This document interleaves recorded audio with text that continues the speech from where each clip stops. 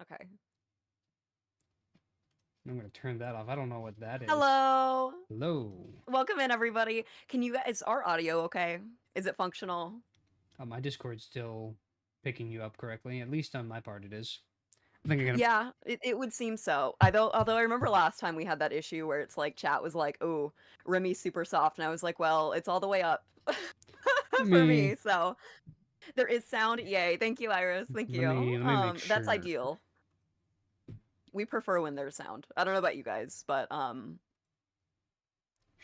me turn on my Shure software to make mhm. sure that my sensitivity is up because I don't tend to talk. I need to project more, but I've It's spent like that. Okay. far too long. I'm good. If it's going to sound bad, I was going to say I spent far too long yelling at children. I worked at a kids museum that was large, so I had to be able to yell and project my voice to kids Yes. on the other side of the museum. Yeah.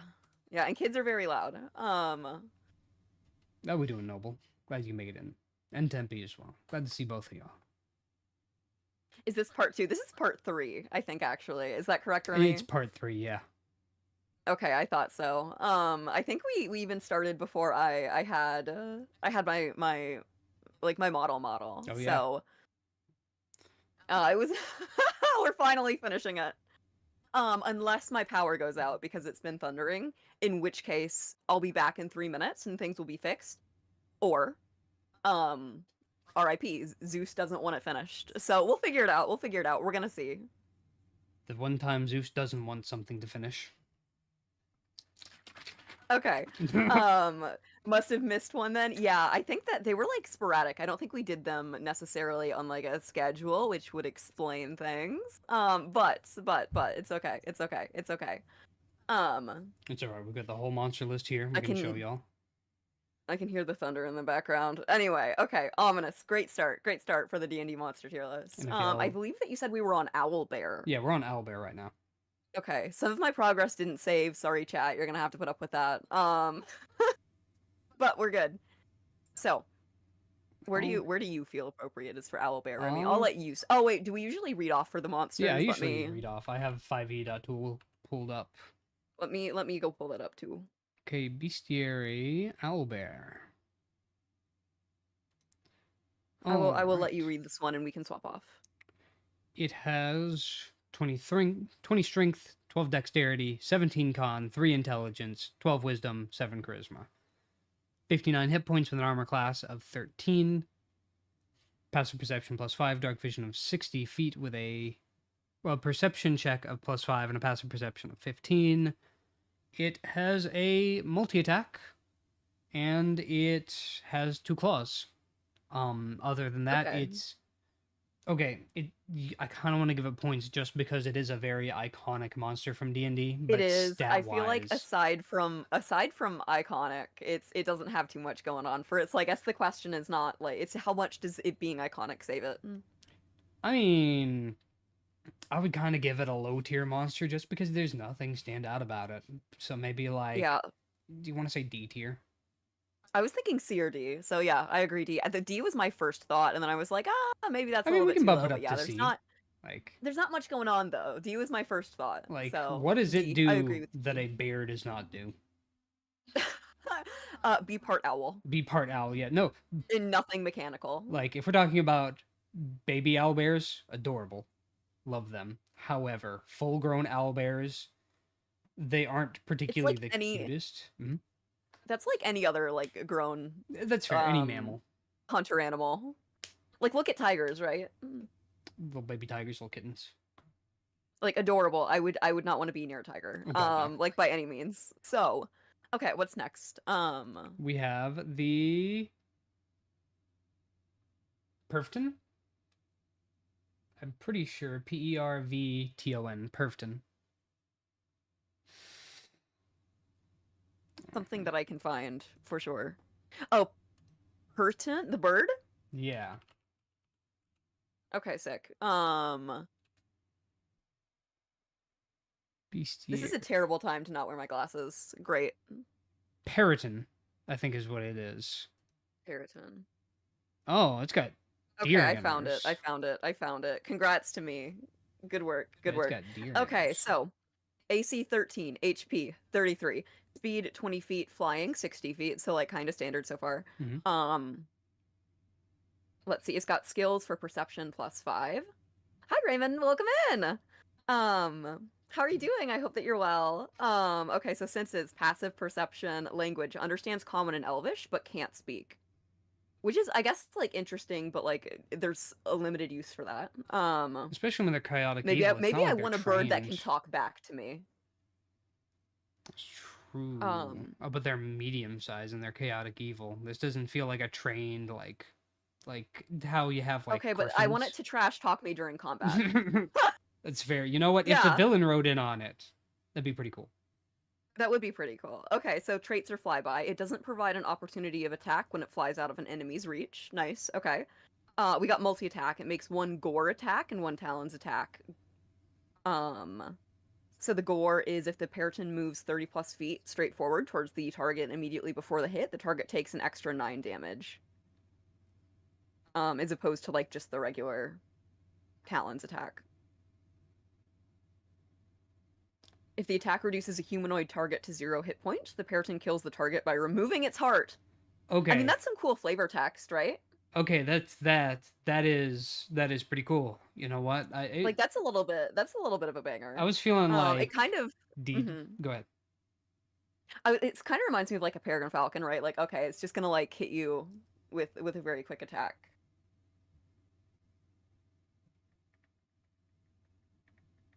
So, what are you thinking? Honestly, I would kind of also put this one in C tier because it's very stock standard. You know, there's not much too interesting. I mean, it's a very high fly speed, which does help. The flyby, you know, makes it a little bit trickier to kind of pin it down when it literally does a normal movement as fast as the traditional player character will run. It'll be kind of hard to keep up to. So it's a very hit and run, especially with that gore. Like it incentivizes it to get away from you, straight right to you, run back away.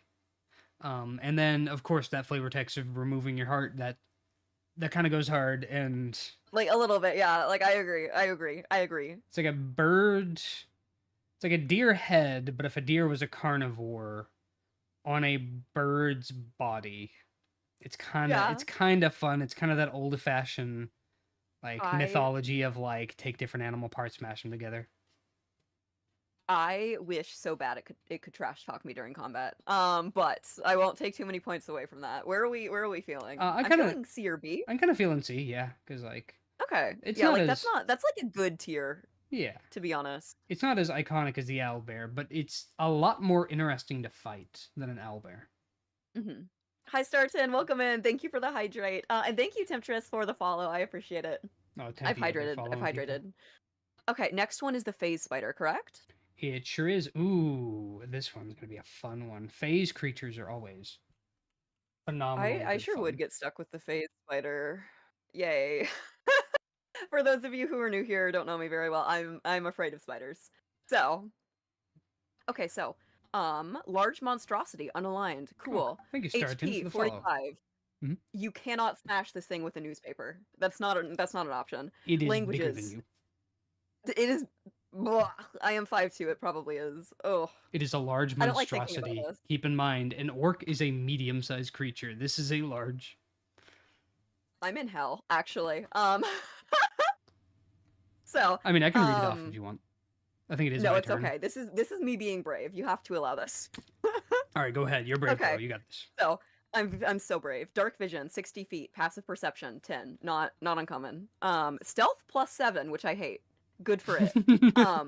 Traits, ethereal sight. The spider can see 60 feet into the ethereal plane while on a material plane and vice versa. I think that's pretty cool, actually. That's pretty cool. Unique. You can't. It's going to be harder to sneak up on. You can't. What was it? Yeah, dimension door your way to it. It's also got spider climb. The spider can climb difficult surfaces, including along ceilings, without needing to make an ability check. It's almost like it's a spider, which is crazy. I never would have guessed that. Spiders. And then it has Web Walker, ignores movement restrictions caused by webs, and the spider knows the location of any creature in contact with the same web. So the strat for that battle for sure is like, don't get in the web. Just don't get in the web. Step 1, alchemist fire. Step 2, keep your distance. Step 3, profit. Step 3, profit. Okay, so actions. It's got a multi-attack and it can make 2 bite attacks. The only other attack that it has is a bite attack. So melee roll +5, reaches 5 feet. So like nothing crazy. It, Piercing damage +9 poison damage. If the damage reduces the target to 0, the target becomes stable and has the poison condition for 1 hour. While poisoned, it also has the paralyzed condition. And then it has bonus actions, which is interesting. So it has Ethereal Jaunt, which is a very nice name for this spider. Teleports from the material plane to the ethereal plane or vice versa, as a which bonus I guess makes action. sense, and that's what it's got. That's what it's got. That's terrifying. There It we hits go. you, it poisons you, and it vanishes, and there's not much you can really do about it. Pretty much. So yeah, what are we feeling? I do feel like conceptually it's interesting. I don't know why they chose to make it a spider, except for to spite me, but oh, a um, good start to end. Thank you. We've been very excited to wrap up this collab. So oh yeah. I would say with the poison that becomes immensely annoying when you go down for death saves, because now mhm. I think you have disadvantage at that point. I think you're right as well. So it could be more dangerous than you might suspect. Slightly more hit points than an owlbear, slightly higher armor class. It's a bigger creature. It can climb on things. It's overall just not fun, but it is at the end of the day the equivalent of a giant spider. But it can Yeah, also do some ethereal stuff, which okay, let's which see. I feel like is cool enough. Yeah, I would say that's a C. Like it's pretty solid. It's got some interesting concepts. It's nothing like crazy, but they made it interesting. Let's see where we put giant spider.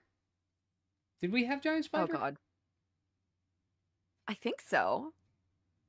I think it must have been a low tier, right? Because giant spider. It's next to the direwolf. Yeah, It's there next it to all is. the other giant animals because that's just like a giant animal. And It's like, what are you meant to literally do with animal that? Like, but that's just big. a giant animal. I think C is fair. Like putting it Yeah, up there with some of the slimes, with Marrow, with Minotaur, with Nightmares, and some pretty unique monsters, but I none that agree. are It just looks like like whoa. Mhm. yeah, like it's interesting, but nothing stand out. Like you could forget about it. Oh right. Oh, probably should have looked at what our next one is. The next Although one. Mhm. maybe I won't forget about it. Maybe it'll haunt my dreams. Who knows? We'll see. We'll figure it out. But Oh yes, next one I believe is Piercer. yeah, the piercer. It's kind of hard It to kind hear of looks that like a text. slug. It does. It looks like a little like flesh toned eel. I feel like this How one how charming.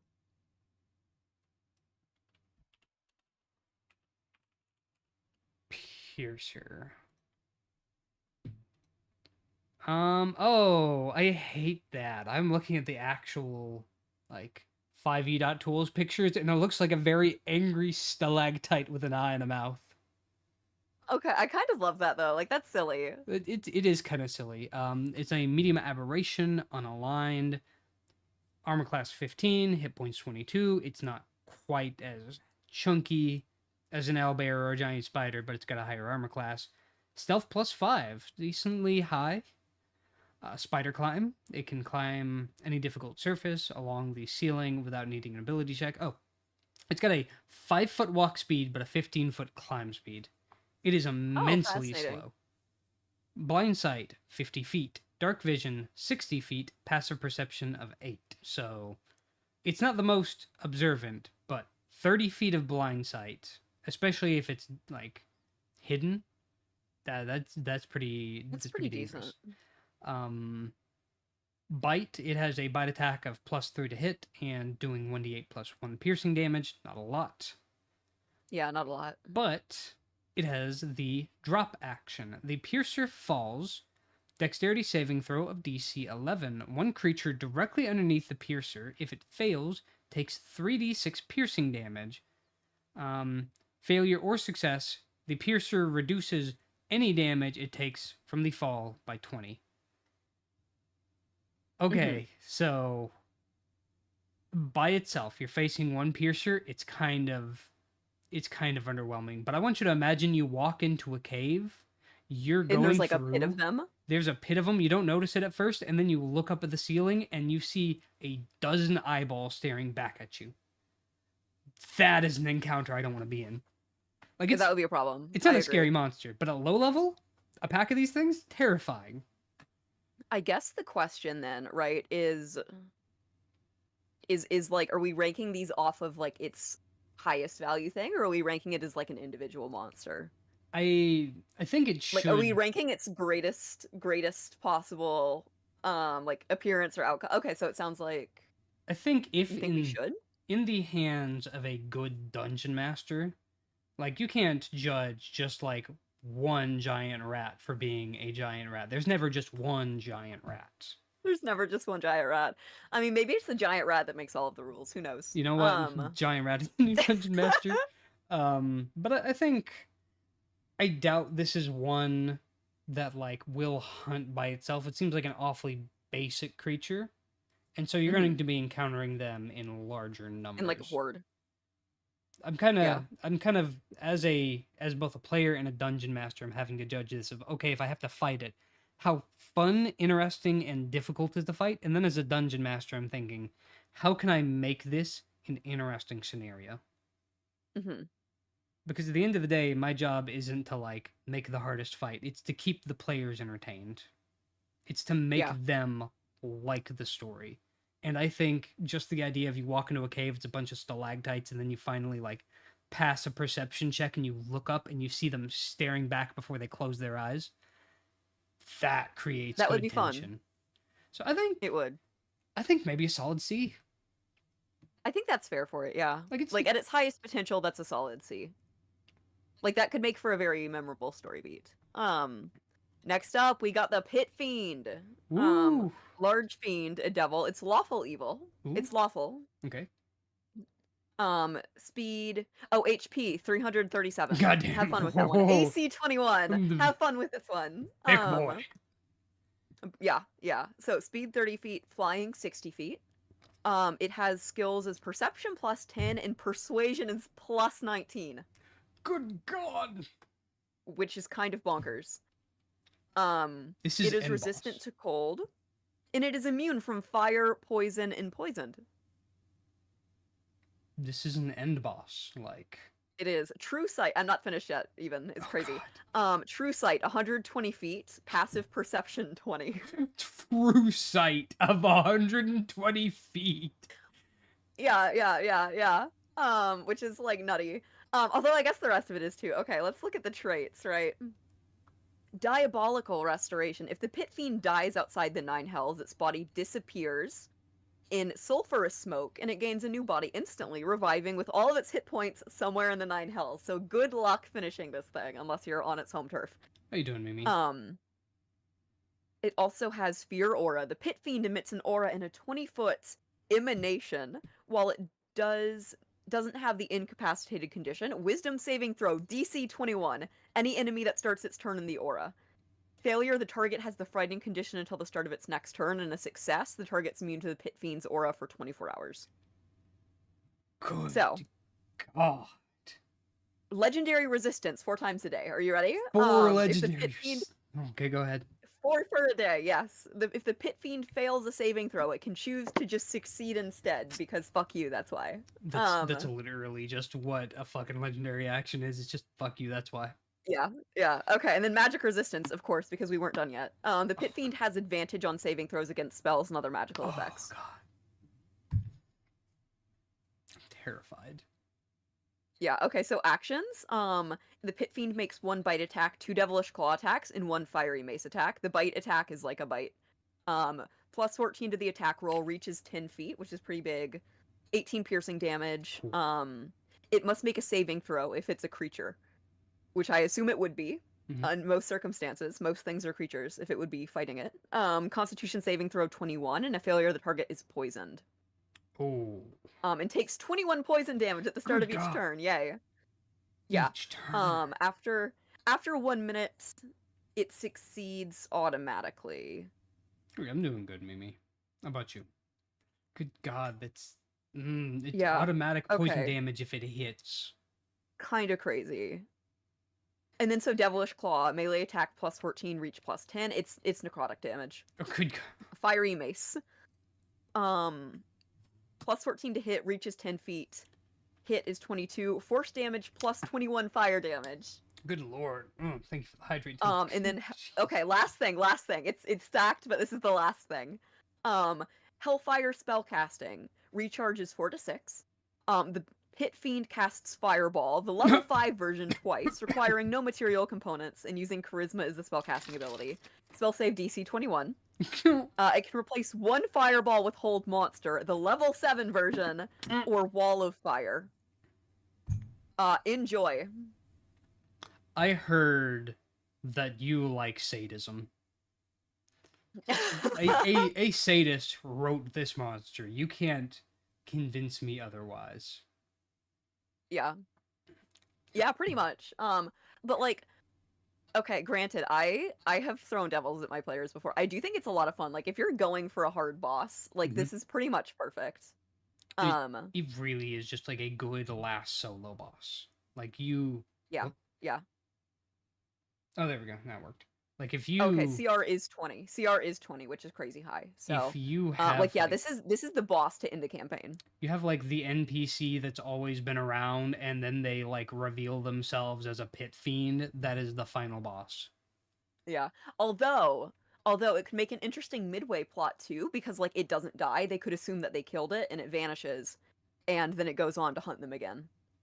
Ooh, that would be so that could also be interesting. So like there's like a lot of things that like for a big good story beat, I think that it could hit, which like earns very big points for me because I'm also very story oriented. That's fair, yeah. I'm kind of feeling like an A or an S. Like it's don't get me wrong, like it would be hellish to fight, but like that's the point. Okay, so we kind of have to decide, is it legendary enough to stand up in an S? Admittedly, in S tier we also have an Awoken Shrub. So you think it wouldn't be high tier, but I think we just loved the Awoken Shrub so much. Yeah. Yeah. So we also have Gelatinous Cube in S. I can't remember why we put it there. I think it's because it's iconic and it's very tricky to deal with. Okay, no, that does make sense. It's been a second since we looked at this, so I'm looking at this and so I'm yeah, like, I could see A or S. What are you thinking? Ooh. Because like on one hand, on the other hand, if I were to play devil's advocate, ha ha ha, everybody laugh. You know, the other thing is like it is still just kind of like it's a very strong like fiend, but it is just like kind of your expected fiend, you know? There is It's your expected high level fiend. It does lack that like very like at least one unique iconic thing about it. Yeah, I agree. It doesn't have like the multi eyes of the beholder. It doesn't have some of the like unique skills of like the banshee or the bone devil. Yeah, like it's a fiend and it's clear it's a fiend. And it's very powerful, but like yeah, so I'd say maybe A for that. I'd say A, like a high A. I'd say A, yeah. The next one is a Planetar. Okay, hell yeah. Bestiary Planetar. This is a celestial angel, a large celestial angel of lawful good. Armor class 19, hit points 262. Walking speed of 40 feet, flight of 120 feet. Hover. It just hovers. Ooh. It's got a strength of 24, dexterity of 20, constitution of 24, intelligence of 19, wisdom of 22, charisma of 25. It is... That's kind of bonkers.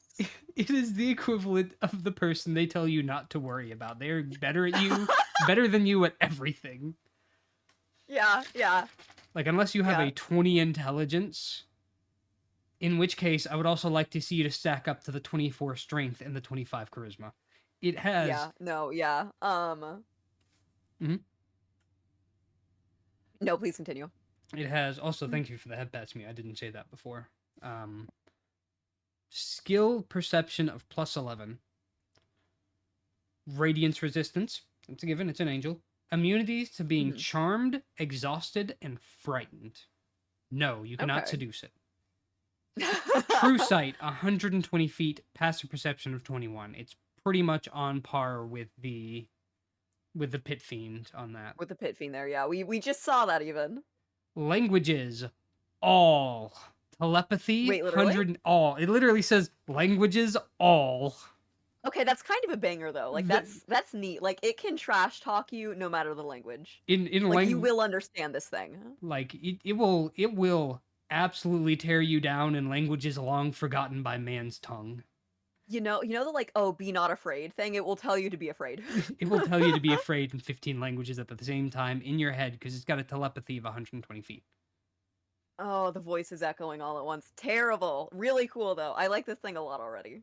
If I can get like a voice modifier to like create an echo of like multiple pitches, Oh, that would be so cool. that would be so cool. That would be so cool. Divine awareness. The planetar knows if it hears a lie. This is literally the rogue's nightmare. Oh. It can see you, it can speak to you, and it knows if you're lying. You cannot charm That's it. kind of a banger. Exalted restoration. I'm very fond of it so far. It's Continue, so continue. cool so far. Exalted restoration. If the planetar dies outside of Mount Celestia, its body disappears and it gains a new one, instantly reviving all of its hit points somewhere on Mount Celestia. Okay, so you're telling me it's like the Pit Fiend, but like slightly different flavor and has other cooler things. Yeah, and I'm pretty sure angels and devils can 100% like they have that same thing about them. Like where they just like, this isn't their home plane. Like you have to kill them on their home plane. And it's hard to, you know, kill something on its home plane when it's surrounded by a bunch of its friends. Yeah, correct. Magical. Like this is the thing that you're not meant to truly beat. No. You know? This is the super chill NPC that sends you on the quest, and it's your fault if you piss it off because it's too chill. Like if you start a fight with it, it's 100% your fault. It doesn't want the fight. Yeah, yeah. Okay, what else you got? It's got magical resistance, advantages on saving throws against all spells and other magical effects. Of course. Why not? Why not? It is a being of magic, so multi-attack. The planetar makes 3 radiant sword attacks and uses Holy Burst, or uses Holy Burst twice, not and, or. Radiant Sword does a plus 12 to hit, 10-foot reach, 14 damage slashing, plus 18 damage radiant. Or why not? It can do 2 Holy Bursts. Dexterity saving throw DC 20. Each creature within a 20-foot radius sphere centered on a point that the planetar can see within 120 feet. On a failure, it takes 24 radiant damage, and on a success, it takes half. 2 almost fireball level spells that it can cast. Yeah. Cool. Cool. Spellcasting. The planetar casts one of the following spells requiring no material components and using charisma as its ability, DC 20. It can cast Detect Evil and Good at will. Once per day, it can cast Commune, Control Weather, Dispel Good and Evil, and Raise Dead? That one kind of seems a little... The Raise Dead is fascinating, actually. Like, it is an angel, and it's casting Raise Dead. That is definitely not something I was expecting. Yeah, no. That is its spells. Now it has bonus actions. Okay, it has of course. 1. Oddly enough, it does not have any legendary actions. I think that's why it's a CR 16 and not a CR 20 like the Pit Fiend. Other than that, it feels like it's like blow for blow on par with a Pit Fiend. Yeah. Divine Aid, twice a day. The planetar cast Cure Wounds, Invisibility, Lesser Restoration, or Remove Curse using the same spellcasting ability, or using the same spellcasting ability as spellcasting. That's worded really weird. No, I read that correctly. Okay. It is. So they can cast Cure Wounds, Invisibility, Lesser Restoration, or Remove Curse. Twice a day for free. As a bonus action. I don't know if this is a hot take, but I do feel like it's just the Pit Fiend, but more interesting. It really is more interesting. Like, do I think it's as hard of a fight? No. Do I think it's more interesting of a monster? Definitely. Like conceptually, like it's got stuff you don't expect. I feel like this is S. This I would agree. This is S. This is so. It has what the Pit Fiend does, and it has what the Pit Fiend doesn't. Like, Pit Fiend does have both. A couple things on it, like the legendary actions, but also, you're just as screwed whether you fight it or a Pit Fiend. It's just going to be far more interesting to fight. Pretty much, pretty much. Especially if like for some reason you did it in a graveyard and you get to bust that out, like that's crazy. Okay, The raised dead. do we even want to rank the next one? It's literally a dinosaur. It is literally just a dinosaur. Do we want to? I Like, mean, let's give it the benefit of the doubt. I think we should read that at least. it's rather short. So, CR is 2 Oh, for a dinosaur. For a big dinosaur like the Loch Ness? Okay. Yeah, yeah. Okay, so AC 13, HP 68. Speed is 20 feet, but swim is 40 feet. So it's still like kind of slow regardless. But like Okay. I didn't think it could walk on land, so like there's that. Okay, that's kind of terrifying, yeah. Oh, it is unaligned, by the way, if that matters. So checks. perception +3, stealth +4, senses is just passive perception 13. Girly cannot talk to you, 0 languages, CR2. Traits, hold breath. It can hold its breath, but only for an hour. I thought and then yeah, go ahead. go ahead.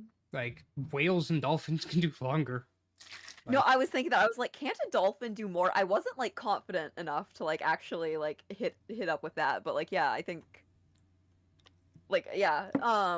So and then bite is a melee attack +6, reach 10. It just does 11 piercing damage. Habitats is Arctic and underwater. Like this is just a dinosaur. She's got nothing going on, and they didn't even make it like a cool dinosaur to fight. I mean, admittedly, Like, plesiosaurs are pretty cool, but also like it kind of feels like a letdown for plesiosaur. Yeah, like yeah, it's like this is Nessie. You're gonna disrespect Nessie like that? Like this is champ. Crazy. I kind of feel like an E. That's what I was thinking. Does that mean? E.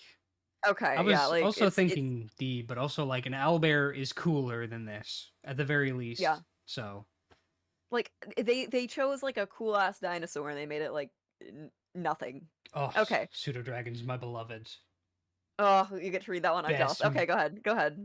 Best familiar ever. Okay. Oh, I spelled pseudo wrong.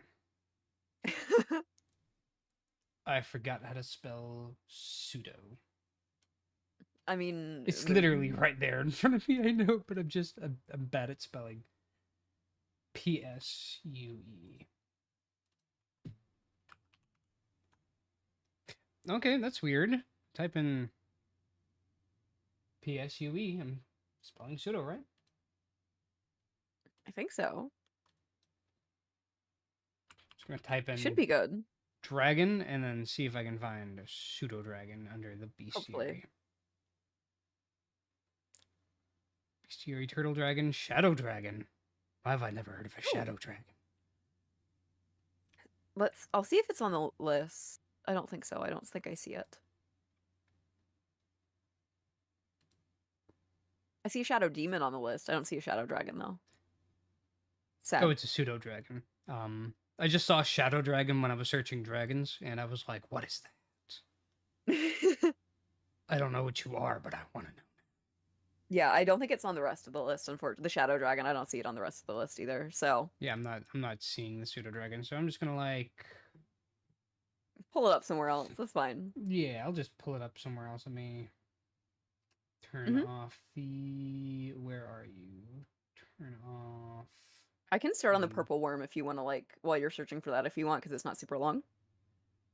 Oh, it won't take me too long. I just have to like pull it up on the side here. Pseudo dragon, and I know I spelled pseudo, but Google's gonna autocorrect me. Okay, it is tiny dragon, neutral good. Armor class 13, hit point 7. It's a squishy little baby. Speed 15, it is. Wow. But a fly of 60, so it's decently nimble. Strength 6, dexterity 15, con 13, intelligence 10, wisdom 12, charisma 10. It is a intelligent beast. Perception +3, stealth +4, blind sight of 10 feet with a dark vision of 60 feet, and a passive perception of 13.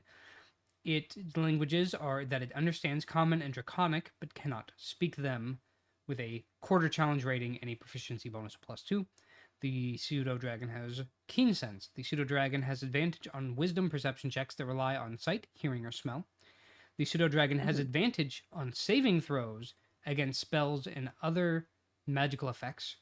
It has limited telepathy. The pseudo-dragon can magically communicate simple ideas, emotions, and images telepathically with any creature within 100 feet of it that can understand a language. Okay, cool. Bite attack, +4 with a 5-foot reach, dealing 4 damage. Sting attack, +4 to hit, 5-foot reach, 4 damage, and the target must succeed on a DC 11 Constitution saving throw or be poisoned. So it's called a pseudo dragon because it's not really a dragon. It's got a scorpion style stinger on the tail. If the Okay, fails that's the cool. saving throw by 5 or more, the target falls unconscious. Ooh. So if you've got a low con, there's a 100% chance it can just knock you out with one attack. Yeah. The yeah. wizard should be concerned. So as a That's true. monster, it's Mhm. it's cool, but it's not dangerous. As a familiar, especially if you are like, when you make a pact with a familiar to an extent, you get some of the things they do as well. Mhm. Like having this extremely small, quick, speedy, stealthy little familiar that can communicate to you telepathically. I have a wizard who ended up with one as a familiar, and I loved it. In fact, I stole his name, and that's where Remy got his name. That's Because the pseudo awesome. dragon was named Remy, and I loved the little. It was a cinnamon pseudo dragon. He was like Aw, orange colored instead of red. As that a rocks. monster, I don't think they're pack animals. Mhm. They are not particularly dangerous unless you fail the saving throw and you just fall unconscious and it nibbles on you. Yeah. Even then, it doesn't do a lot of damage. Mhm. As a monster to deal with, I would say like maybe D, because at the very least with that stinger tail, that's kind of fun. Like And it's got something. yeah, and it's got resistance to magic, like an advantage on saving throws Mhm. against magic, and it's also got telepathy, and it's very good at perception, so it's kind of hard to sneak up on. As a familiar, I love it. It is a phenomenal Yeah. familiar. And we are ranking things based on like its highest possible Potential. potential. So I'd say that's pretty high, like an A. Let me turn this back on as I close that. I'd say it's an A. Like, Like yeah, it's that's like also reasonable for it. it's also really iconic. Like, people Yeah, love I pseudo agree. I dragons. agree. Look at them; they're little It's babies. they are. They are. It's like the familiar, I think.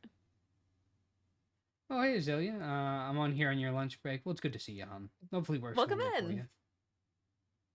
First Okay, things so next is the purple worm. Gargantuan monstrosity, unaligned. gargantuan. Gargantuan? Yeah. AC 18, hit points 247. Mm. Speed is 50 feet, and Oh, the burrow is 50 feet. good God! So, like, just not burrowing or whatever is not going to slow this thing down. It's literally it's the Dune worm. Yes, indeed, exactly. Senses blind sight 30 feet, tremor sense. That is tremor sense. Good. 60 feet. Passive perception 9. Thank you for the hydrate, star 10. So passive perception 9, so that's not like crazy, at least passively. No. CR 15, so that's pretty high. Mhm. Okay, so the traits. Tunneler. The worm can burrow through solid rock at half of its burrow speed and leaves a 10-foot diameter tunnel in its wake, Thank you for the which hydrate. is pretty crazy. So the actions, the multi-attack, it makes one bite attack and one tail stinger attack. So the bite is plus 14. Reach is 10 feet, hit is just 22 piercing damage. If the target is larger or smaller creature, it has the grappled condition with an escape of 19. And it has the restrained condition until the grapple ends, which I do think is kind of wild because, like, most things, or at least like most player characters, right? They're going to be large or smaller. They're going to be like large at best if they're a minotaur or a centaur. Yeah, I and so it's still can't think catching of a player those. character that gets larger unless you're like a Path of the Giant Barbarian and you get to like Yeah. high level, in which case you become, I think, huge. That's so niche, though. That's so It's niche that I feel like literally it's like one across the board, archetype of pretty much one any player class. character. Yeah, and you still have to be higher level to hit that. So, pretty much any player character is at risk of being grappled. Um, so, Tail Stinger plus 14, reach is 10 feet, hit is 16 piercing damage, plus 35 poison damage. Good God. It does not seem like that inflicts the poison status, though. Okay, that's So, good. at least you don't need to worry about that on the back end. So actions, bonus actions. Swallow. Strength save DC 19. One large or smaller creature grappled by the worm. So basically, if you got bit and if you didn't escape, the grappled condition ends because it's swallowed by the worm. A swallowed creature has the blinded and restrained conditions and has total cover against attack and other effects outside of the worm. And to contrast that, you take 17 damage, acid damage at the start of each turn of the worm's turn. Oh, If the worm takes 30 damage or more on a single turn from a creature inside of it, they have to be inside, the worm must succeed a DC 21 Constitution saving throw at the end of that turn or regurgitate all swallowed creatures, each of which falls in a space within 5 feet of the worm and has the prone condition. If the worm dies, any swallowed creatures no longer have the restraint and can escape the corpse. Let me check really quick. It's Constitution. Okay, so a saving throw is plus 11 for good it God. from Constitution. Yeah, so like, there's still a chance that it doesn't succeed. So like if you are swallowed alone and you don't have like a good spell or like a really good weapon, you're kind of wrecked.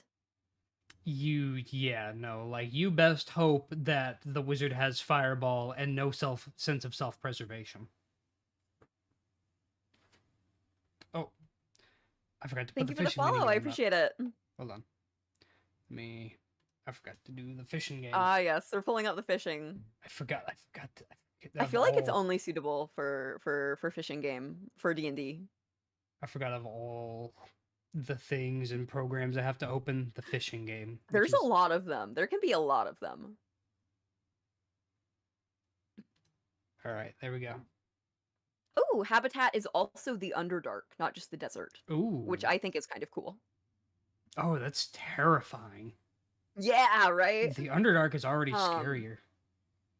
So like it kind of is just like a giant worm, right? But like I do think it's kind of a banger for like being what it is. I'm not saying that it's anything super creative, but I think it's neat. It's a trope, but it's a trope for a reason because it's fun. Yeah, exactly. You remember like the SpongeBob episode where it's like the Alaskan bullworm? It's the Alaskan bullworm. It's giving me that energy, exactly. It's yeah. What else is it called? Like there's the Mongolian deathworm. Mongolian deathworm. I think there's a few other that are similar, but I can't recall their names off the top of my head. But like, yeah, no, it's good. I don't think it necessarily can go higher than a B though. I think it's a B because I look at B and I see like the dragon turtle, and I think it's pretty on par with a dragon turtle. I agree. I think a B. B's a good place to put it. Ooh. Oh, I don't know how to pronounce that. Quaggoth. Gary Gygax, what keyboard did you smash your face in to get that one?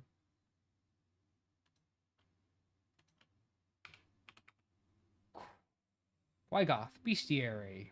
It doesn't look like a particularly long one. It looks a little werewolfy, a little like a mix between a werewolf and and Bigfoot. Medium monstrosity, chaotic neutral. Okay, so it's not evil. Ooh. Okay. Armor class 13, hit points of 45, so it's a little beefy. It's got a speed of 30-foot walk, 30-foot climb, 17 strength, 12 dexterity, 16 constitution, 6 intelligence, 12 wisdom, 7 charisma. It can possibly be reasoned with. That's athletics cool. +5. It's immune to poison and being poisoned. It has a dark vision of 120 feet, passive perception of 11, and it knows Undercommon. Yep, its habitat is the Underdark. Okay, interesting. Ooh. Traits. Bloodied Fury. While bloodied, the Quaggoth has advantage on attack rolls. Nice. The more damage it takes, the angrier it gets. It's definitely giving a bit werewolf. It's definitely an Underdark werewolf from what I can tell. Claws, melee attack, +5 to hit, 5 reach, 6 damage slashing, or 13 slashing damage if the Quaggoth is bloodied. Oh, it does more damage when it's bloodied too. And it can attack twice. Does it get more damage the bloodier it gets, or is that not really just whenever it hits the bloodied state, which I think is below I thought so. half health, if I'm correct. Okay.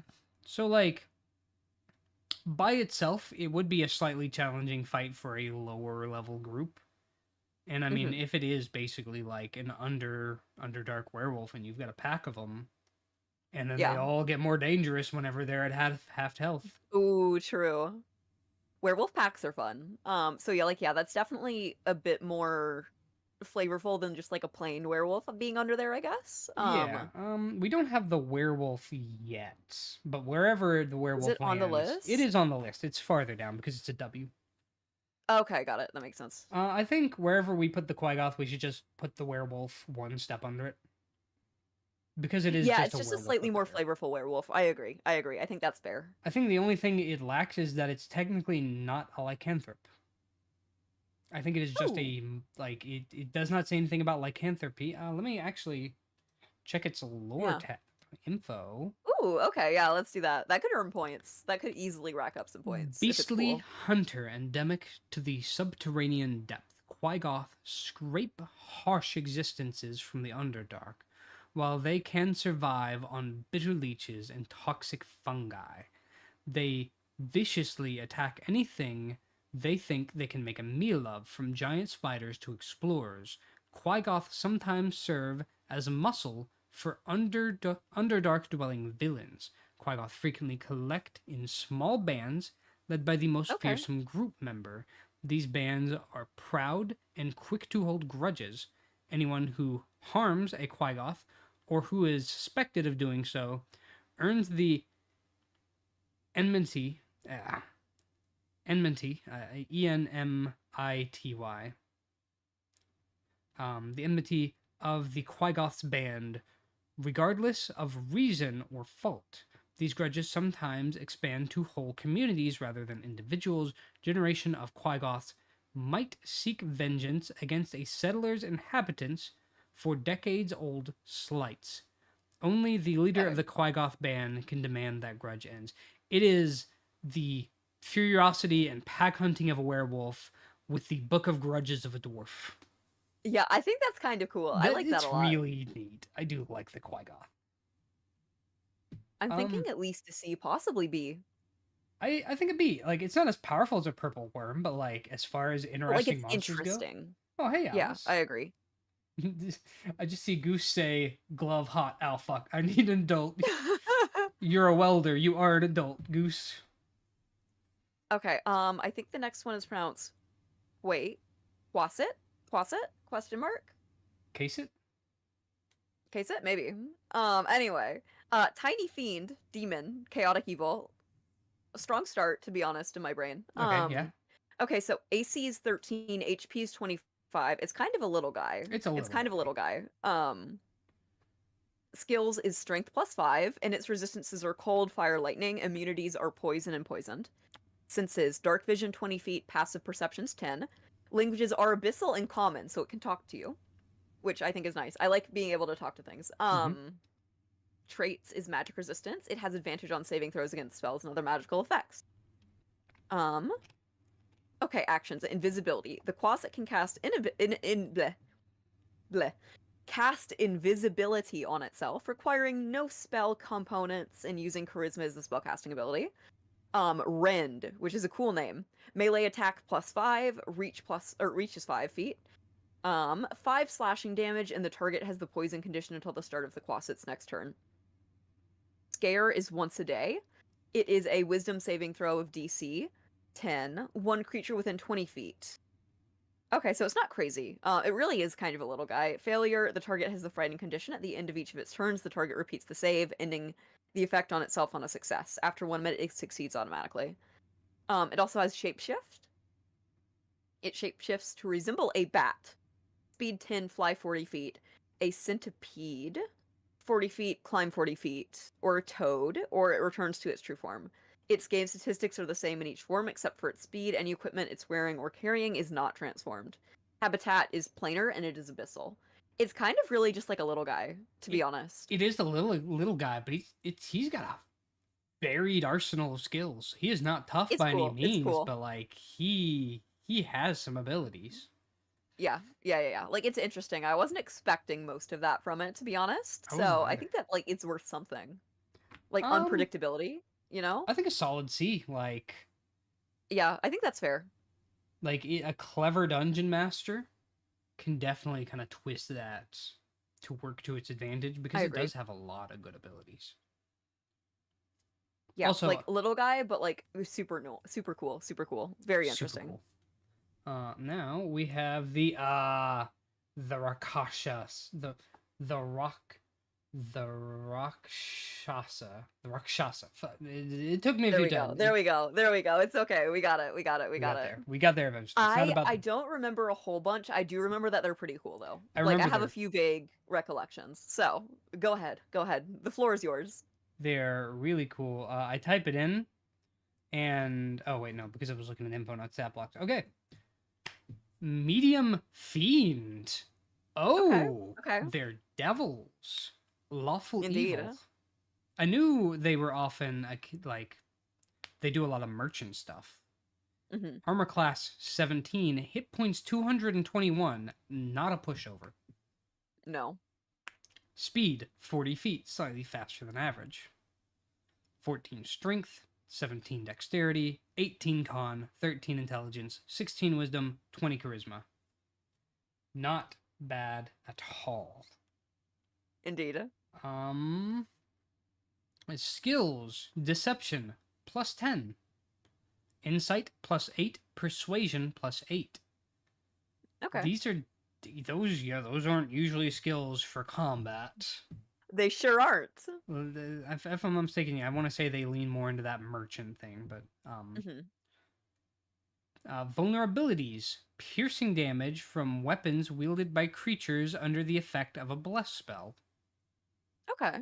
So like very traditional daggers, rapiers, short swords when you have bless, spears as well, arrows as well. Immunities to being frightened and charmed. It has a sense of true sight for 60 feet and a passive perception of 18. Very vigilant. Mm. It speaks common and infernal. Now, it's stacked with actions. Traits. Oh, really?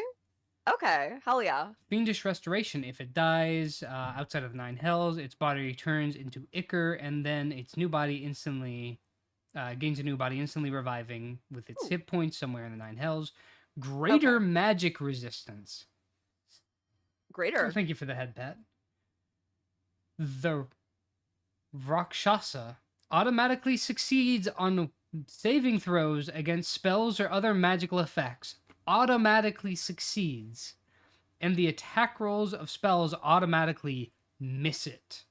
Without the Rakshasa's permission, no spells can observe the Rakshasa remotely or detect its thoughts, creature types, or alignment. It is immune to all spells, and it is immune to being observed through scrying, having its thoughts invaded, or having its alignment or creature type exploited. That's kind of crazy. That's a little cracked. Like, what? Just don't get on its bad side and hope you have plenty of marshals. That's all you can really do at that point. It's true. That's really cool, though. Like, that's really cool. That's a banger. Well, thank you for the lurk, Alice. Now, that was just its traits. Now to the actions. Oh, God. The Rakshasa can make 3 cursed touch attacks. Melee attack roll, plus 10 to hit, 5 foot reach. It does 12 slashing damage and 19 necrotic damage. If the target is a creature, it is cursed. While cursed, the target gains no benefits from finishing a short or long rest. That's diabolical. You put that midway through a dungeon run? Yeah. You could wreck the party. For sure. Baleful Command. Recharge on a 5 to 6. Wisdom saving throw DC 18. Each enemy within a 30-foot amanitation, which if I'm not mistaken, is that like a extends a straight line from a creature or an object in all directions. So like basically every creature within a 30-foot line of it. Okay. Originating from the Rakshasa. On a failure, it takes 28 psychic damage, and the target has the frightened and incapacitated conditions until the start of the Rakshasa's next turn. It will straight up just knock you out. Yeah. Yeah, it Spell sure will. casting. The Rakshasa casts one of the following spells requiring no material components and using Charisma as its spellcasting ability, DC 18.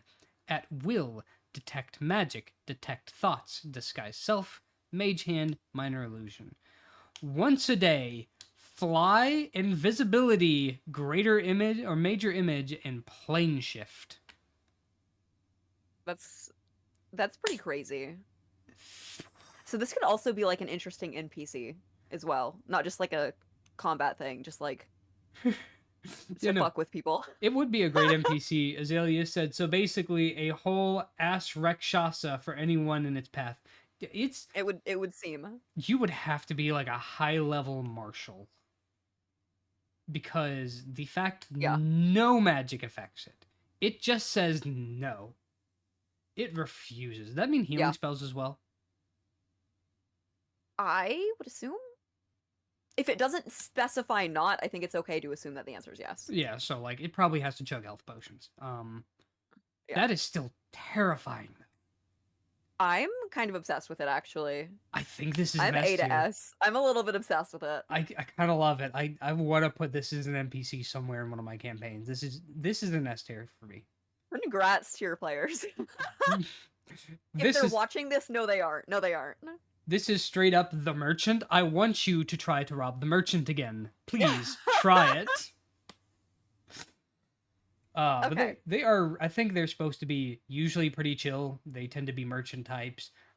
Just don't steal anything. It can see you and it will make your day rough. Only rough? It might end your days. It's going to be it's going to be the longest, shortest day of your life. Yeah. Okay. I love it. Good S tier. Oh, what is this next thing? We have Rimmeraz, I believe is how you would say that. Huge monstrosity, unaligned.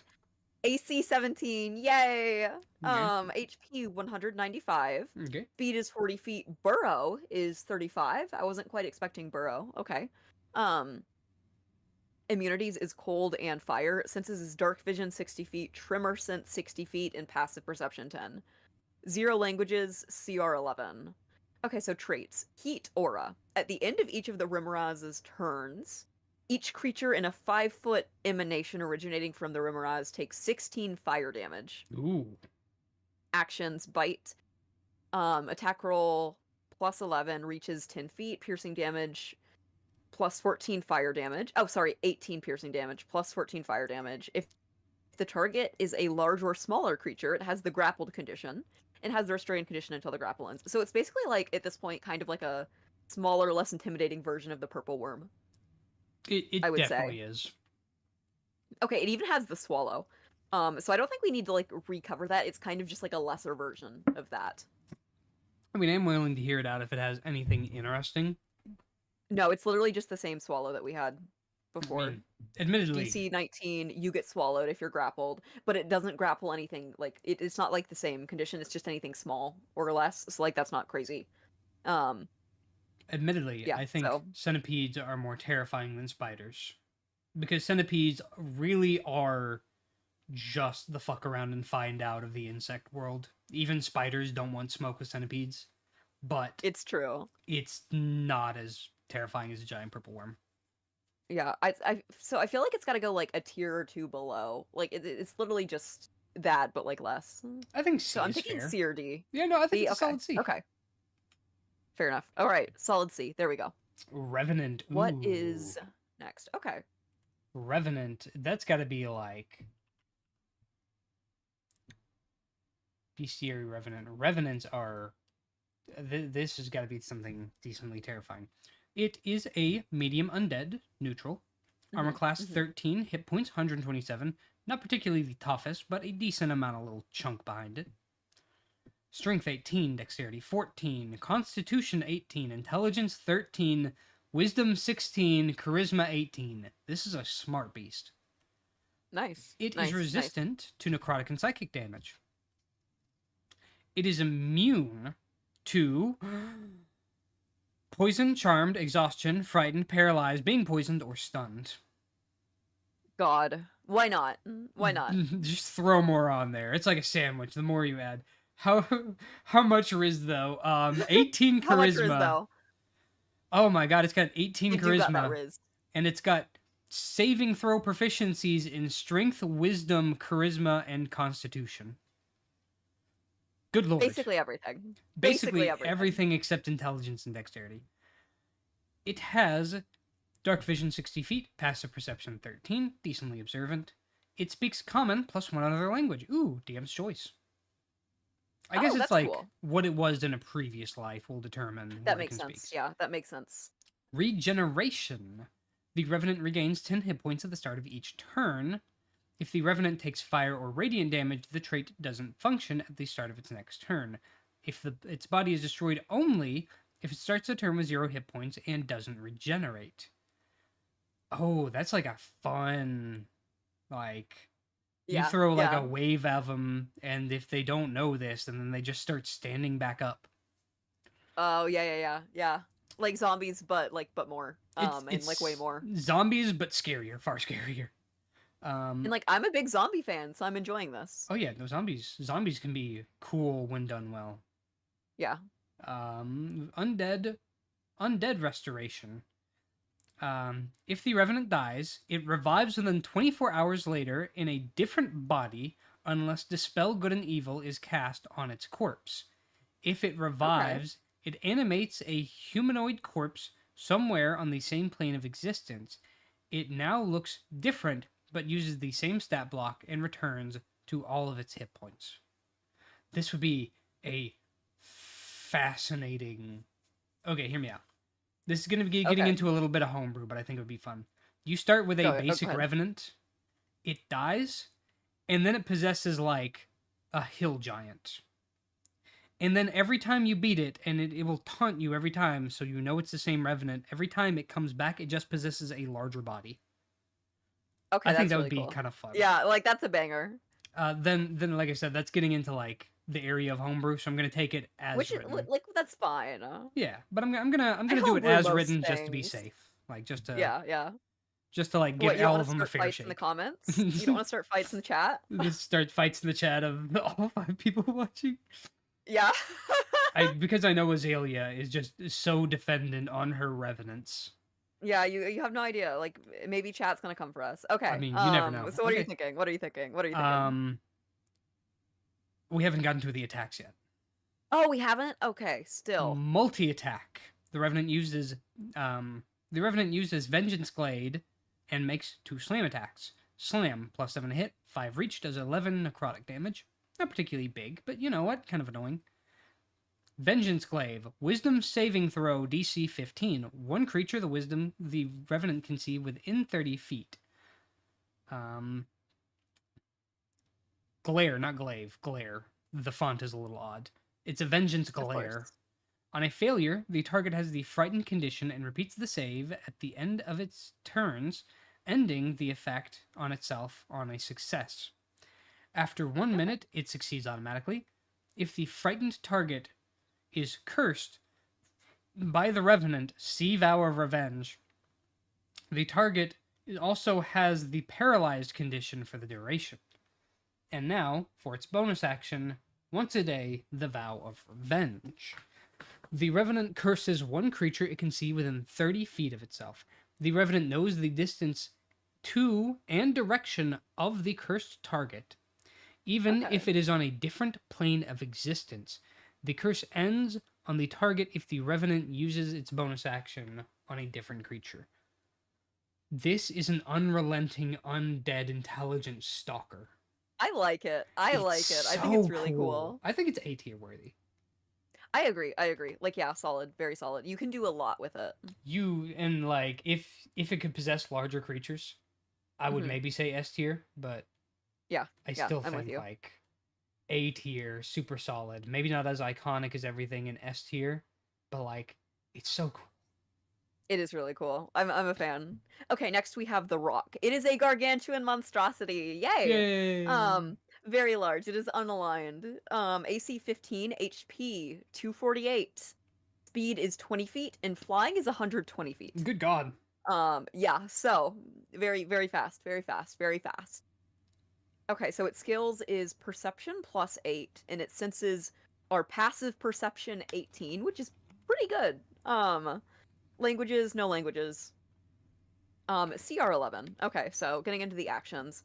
It's got multi-attack. It makes 2 beak attacks and can replace 1 attack with a talons attack. So beak attack is plus 13, reaches 10 feet, 28 piercing damage, and then talons is plus 13, reaches 5 feet, 23 slashing damage. If the target is huge or smaller creature, it has the grappled condition from both talons, and it's restrained condition until the grapple ends. But it can't swallow you, and it's like gargantuan. Sad, sad, sad, sad. No, but it can pick you up and it can fly up and drop you. Okay, true. It has swoop, which is a recharge of 5 to 6. Oh, thank you for the hydrate, Erish. Welcome in.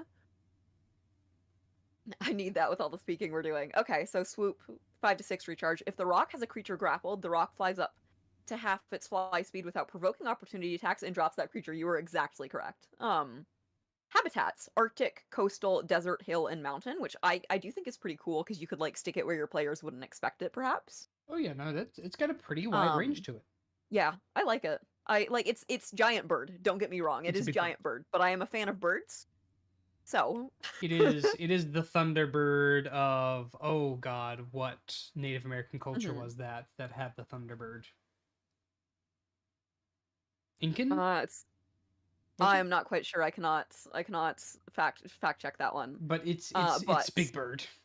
It's large bird, correct. Yeah, so it's like it's kind of, I feel like maybe a step above the other like giant creatures, so like a step above like the dire wolf and like the giant spider. Yeah. But like that's just my bias because it's a bird. I mean, of Do course what you will. Of course it's a giant step above because those are all E tier. Okay, yeah. I think a C tier isn't like wrong. What do you think? Yeah, but it's also like it said, it's like gargantuan, which is cool on its own, you know? It's not big bird. Like I think that adds some bird. flavor. It's not just like large, it's like giant. It is crazy big. What are we thinking? C? I do feel like it's it could be harder. It could be harder to beat. It could have more stuff. I'm thinking C or D. Yeah, I'm not super partial to either one. So I think C, just Final because I judgment don't is think yours. it's C? D, because it does have it has the swoop. Like it's got that true. unique thing about it. True. Valid. Okay. What is next? The Roper. Oh, I love the Roper. This is such a troll of a monster. I recognize it vaguely, so I will let you give the lowdown. All right, here we go. So do you remember the stalactype we had before? Say hello to its stalagmite brother. Hold on, let me... The one that drops on top of you. Mm-hmm. We were just talking about it. Where are you? Oh, the little guy, the piercer? Is that what it is? Yeah, the piercer. Us talking about D&D is making you want to play D&D? Good. Go play D&D. Good. Howard. Where did we put the rope? Oh, there's the piercer. Okay, piercer's in C tier. This is basically the piercer's stalagmite brother, which is, you know, on the floor instead of in the air. Mm-hmm. Large aberration, neutral evil, armor class 20, hit points 93. Okay. It's a lot beefier than a piercer. 10-foot walk speed, same as, you know, just slightly faster than a piercer, still slow. Climb 20 feet.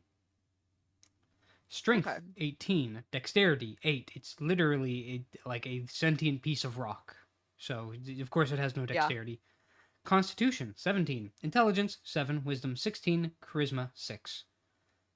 Skills: perception plus 6, stealth plus 5. Senses: dark vision of 60 feet, passive perception of 16. Pretty observant. Okay, yeah. It has the spider climb ability, allowing it to get on the ceiling. The face I just pulled. Like, no thanks. Multi-attack, the Roper can make 2 tentacle attacks, use reel, and make 2 bite attacks.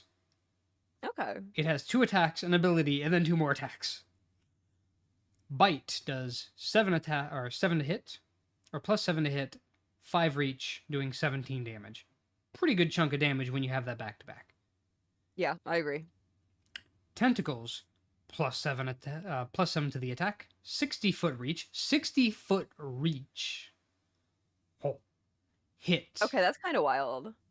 On a hit, the target has the grappled condition, escape DC 14, from one of 6 tentacles, and the target has the poison condition until the grapple ends.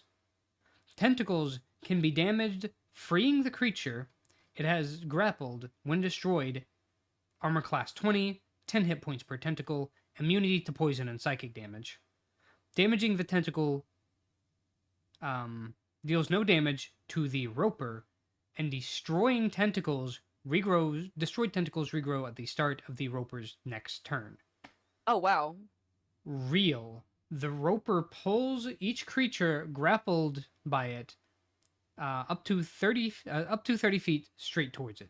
So it can grapple 2 targets a turn. Okay. This thing is terrifying, honestly. Yeah, what it lacks in like movement and stuff, it certainly makes up for with being able to drag you directly towards it. So It is dragging you and poisoning you the entire time, and also biting you. it's true. And It's also, true. if you cut off its arm, it's just going to grow one back. Also, it doesn't actually hurt the body. Yeah, kind of a bad time. But like from a fight mechanic perspective, when you have several independent cool. areas that don't directly do damage, but you have to Mhm. keep attacking because it keeps snacking up your allies, it creates the dilemma for players of, okay, do I just It let does. my friend be grappled? Or do I waste my turn damaging the tentacle, but freeing them? Yeah. Yeah. It's Especially if you have a smaller party. a CR 5. I'm calling bullshit on that. Okay. Yeah, yeah. Like that is an X to doubt. Where are you feeling? Anime tentacle attack. Oh god, Oh please god. not the anime girl treatment. Thank you. Thank you, Star. I kind of love it. It is a bit of an iconic beast for D&D. It's a tricky one to deal with. It's pretty unique. It's so unique. Like it's got so many things unique to it that we've been handing out a lot of S tiers, but like as we get to the bottom, we are seeing a lot of really good creatures. Yeah, I feel like this is at least a step above like the Piercer. Like I feel like it's a little bit more interesting. Hi Jam, welcome in. Hey, how you doing, Jam? Do we want to say B? I think B is appropriate. Yeah, I think B's appropriate. It's not a boss monster by any mean, but Mhm. like imagine going through a cavern of piercers, and then there's the one big piercer at the end, and now it has tentacles and it's poisoning you. Yeah. I'm writing that as an encounter. Jam, don't tell Azumi. Please don't tell Azumi. That might be in the Moonshine campaign, because there are like moonshine tunnels and like smuggling tunnels in mountains. Thanks for the lurk, Star 10. But yeah, I like that like every few creatures you're like, I'm writing that down for an encounter. Like, yeah, this is productive. It's a productive collab. So good. Like I'm going to save this, and I'm going to keep looking at the S, A, and B tiers. And I'm going to be like, all right, how am I Probably using smart. you? Probably smart. Okay, so we have Rug of Smothering next. Rug of Smothering. Another Okay, troll let's go. monster. I'm gonna pick Gargantuan Rug of Smothering because it's what matches the picture. So let us begin. Gargantuan Construct, unaligned. AC is 12, HP is 63, speed is 10 feet. So it's kind of slow. And by kind of slow, I do mean very slow. Immunities: Poison, Psychic, Blinded, Charmed, Deafened, Frightened, Paralyzed, Petrified, and Poisoned. It is literally a piece of cloth. Yeah, it's kind of hard to poison cloth. Yeah, it's a little bit difficult. Encounter feature of encounter exposed. Okay. Senses: Blind Sight 60 feet, and it's blind beyond this radius. Perception. Passive Perception 6, which is not great, because it is in fact scrap of fabric, as we've said. No languages, as expected from a scrap of fabric. CR is 2. So it has anti-magic susceptibility. The rug's incapacitated while in the area of an anti-magic field. That's pretty cool. If targeted by dispel magic, the rug must succeed on a Constitution saving throw against the spellcaster's DC or fall unconscious for only a single minute. It does have Constitution +0 even for a save. So damage transfer. While grappling a creature, the rug takes only half the damage dealt to it, and the creature grappled by the rug takes the other half. That's kind of interesting. Yeah. And then false appearance. While the rug remains motionless, it is indistinguishable from a normal rug. So, like, I hesitate to say this, but like ambush predator? It is If you an can call ambush it a predator? It is basically the trapdoor spider. Also, I want to point out, gargantuan rug of smothering. It is a gargantuan size. That is not a rug of smothering. That is the whole damn carpet of smothering. Okay, true. Yeah, like no, that's like exceptionally large. That is the size okay. of a house. It also does have actions. It's shockingly, it's straight up just called smothering. Or smother. Melee attack +5 to hit, reach is 5 feet, one medium or smaller creature. The creature is grappled, escape is DC 13 until the grapple ends. The target is restrained, blinded, and at risk of suffocating. And the rug cannot smother another target, so it's just the one, which is kind of crazy for like a gargantuan one. I feel like that maybe wasn't logically thought through, but in addition, at the start of each of the target's turns, the target takes 10 bludgeoning damage. So like yeah, it's ambush predator, but like make it a carpet.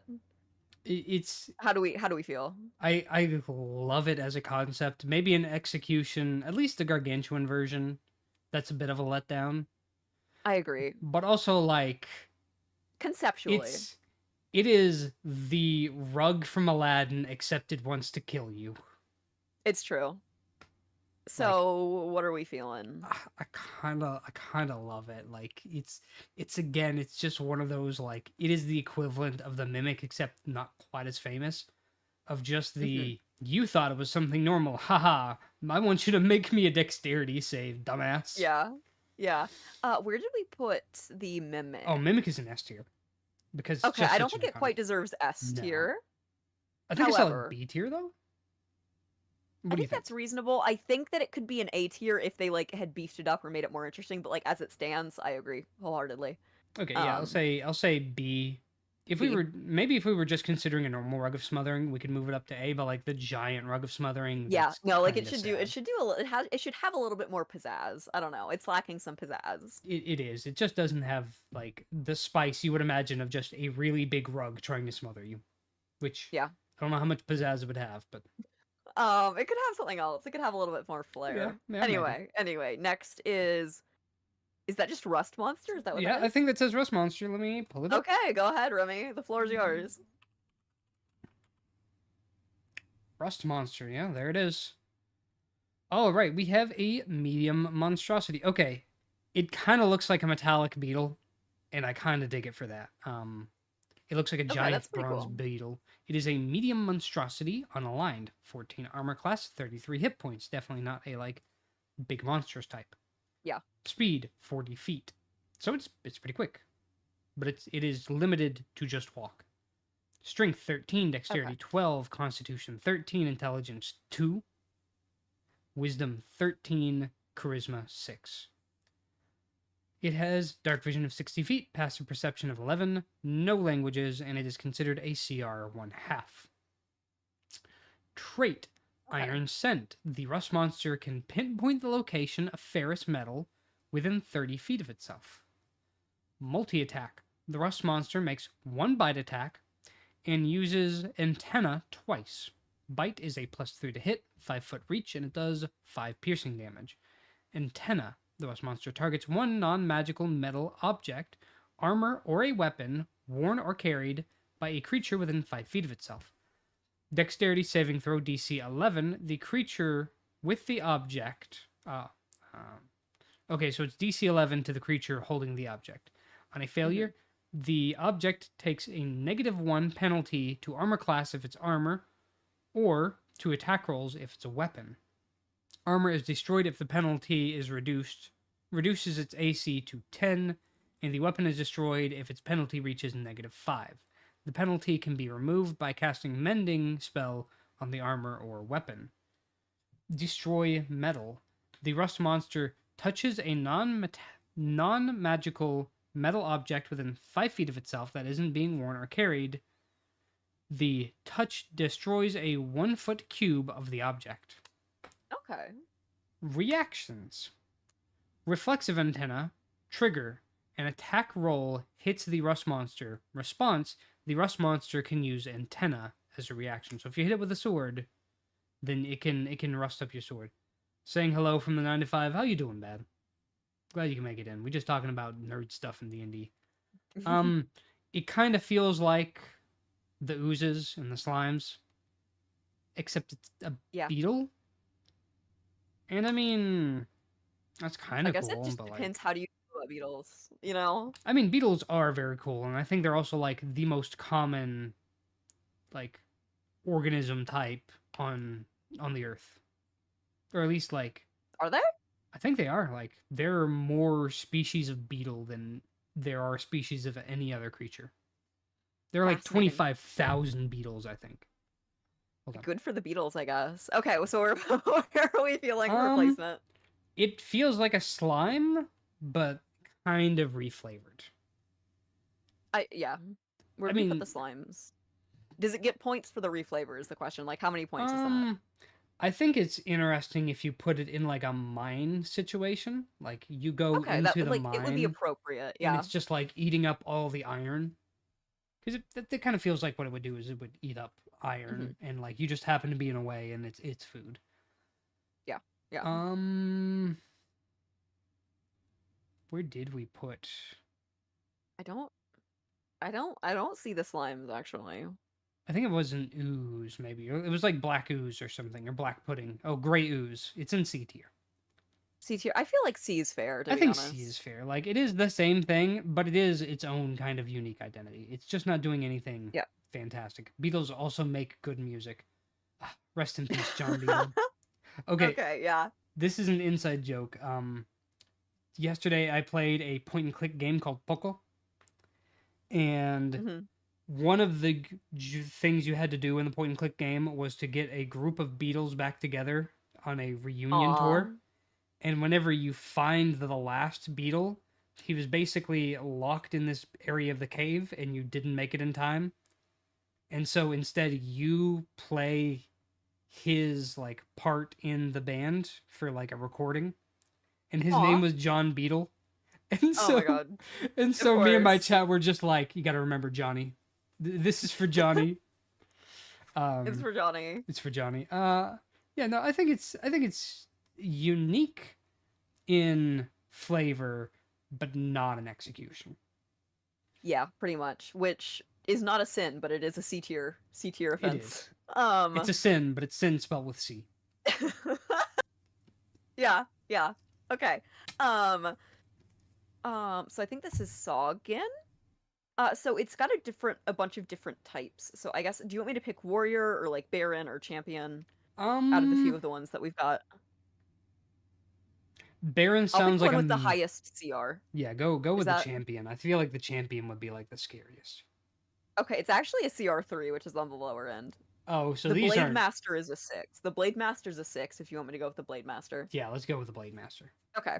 Let's go. Medium humanoid, lawful evil. Okay. AC's 20, which is pretty good. Plate armor and shield. HP is 97. Speed is 30 feet, swim is 40 feet. In heavy armor? So it's... Yeah, okay, so skills. Athletics +6, intimidation +4, dark vision 120 feet. Hey, Leo, thank you for the raid. Passive perception 10. Oh, welcome in! Welcome on in, Raiders. Did you hear about the time the Beatles had to do had to have a stand-in drummer while they were playing in Mexico? I don't think I did. Leo raid, welcome in, Raiders, welcome in. What's up? We're talking about D&D monsters like nerds. We are indeed. I like they hired Gringo Star. I like how it had to auto-mod because of the name Gringo. Like, it was just like that. That is a term we can't have. I think it's Ringo is his name. It's Ringo Thank you Star. for the follow. Yeah, welcome on. Yeah, that was the stream.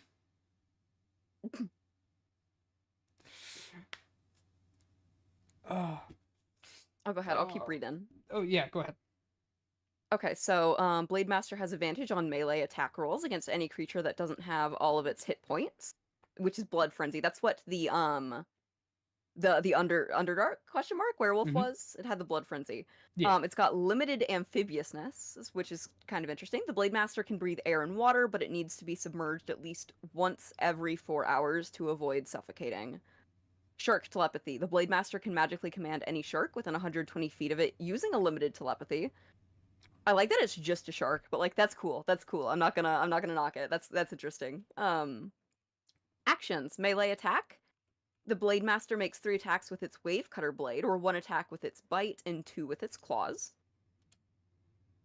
So Wave Cutter blade +6 to hit, reaches 5, 1 target. Hit is just 12 slashing damage. The bite is again +6, reaches 5, 1 target, 8 damage. Claws the same but 7 damage, which like a little bit underwhelming, I A feel. little bit, yeah. Personally, like the shark thing is cool, but that's what it's got. Okay, well, I mean, it's got an interesting little stat spread to it. So, It does. it's not bad, but I don't think it's quite reaching up on the high. Yeah, it's nothing crazy. It's fun, though. Are we feeling D or C? I think C's fair. Like, it does Okay. have, it can Yeah. wear armor and swim, so it does have some True. uniqueness about it. True. Okay, next is that Salamander? I think that is a salamander. So, I guess to give an official welcome in Raiders, we are ranking Dungeons and Dragons monsters, not the normal VTuber way of if we would sleep with it, but just how cool we think it is or how effective it is. Like just if you actually played D&D. This is our third time doing this. We're going through the list. We're going through the list. Hashtag Fireball always wins, except for when it doesn't. When you're up against Except the for when devil. it doesn't. Except when you're up against a Rashasa. It does not Indeed, win. It will indeed. just walk out and then just like be very upset that you singed its clothes. That would be just terrifying. You hit it with a fireball and then it walks out butt naked, just untouched and upset that you burned its fine clothes. I'd be upset if my fine clothes got burned. Oh yeah, no, they're very dapper looking creatures. Large elemental. Last thing you want to make angry. Okay, Salamander, yeah. It is an elemental. It is a large elemental, neutral evil. Armor class of 15 with 90 hit points. I see y'all fishing. Hello, Bunny. Welcome on in. Bunny here to make sure that she is at... I didn't ask how big the room was. I said I cast Fireball. It's got a walk and a climb speed of 30 feet. Interesting that it has a climb speed. Okay. Lizard moment, I guess. You know what? Yeah, it is a fire lizard. Like, yeah. Mhm. Oh, that's it. Go ahead. Go ahead. Vulnerabilities, cold. Shocker. Crazy. Immunities, fire. Shocker. Dark vision, Crazy. 60 feet. Perception, 10. Languages, primordial, and particularly the Ignin dialect. So one interesting thing I found out is that like all primordials basically speak the same language, whether it's Terran or Ignin. It's just basically the accent. So just learn primordial and you'll learn literally all the other languages. Okay, interesting. It is the difference between an Englishman, an Australian, an American, and an Indian speaking English. Yeah, they're different accents, but they're still the same language. That makes sense. That makes sense. Fire aura. At the end of each of the salamander's turns, each creature of the salamander's choice in a 5-foot line originating from the salamander takes 7 damage. It's that amanitation, basically like within a 5-foot distance of it. Anything within 5 feet. Multi-attack. The salamander can make 2 flame spear attacks. It can replace 1 attack with the use of constrict. Oh, it can constrict. Flame spear. Melee or ranged. +7 to hit. 5-foot reach with a thrown range of 20 foot effective, 60 foot long range. Hit 13 or damage 13 piercing and 7 fire damage. On a hit or miss, the fire spear magically returns to the salamander's hand immediately after a ranged attack. So it's a magical returning spear. Constrict. Strength saving throw, DC 15. Decently large, or a decently hefty one. One large or smaller creature the salamander can see within 10 feet. On a failure, it takes 11 bludgeoning and 7 fire damage.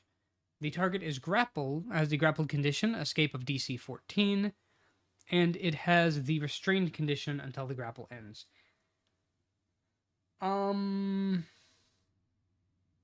It's cool, but it's not. There isn't much standout here. I mean, the spear's cool though. Mm-hmm. Agree. I almost want to say C tier just because we have the fire elemental, and I think this is like just one step above a fire elemental. Yeah, that makes sense. Thanks for the hydrate. Then don't go against that thing. You know what? Fair. All right, next is the scarecrow. Okay, let's go. Okay, so medium construct, chaotic evil. Okay, sure. Vulnerabilities: fire, immunities, poison, charmed, exhausted, frightened, paralyzed, petrified, poisoned, unconscious. Senses is dark vision 60. Oh, did I say AC 11? HP 27. I might have missed that. Speed is 30 feet. Senses dark vision 60 feet, passive perception 10. Languages is common plus 1 other language. Okay. CR is just a 1. Actions: fearsome claw plus 3, reaches 5.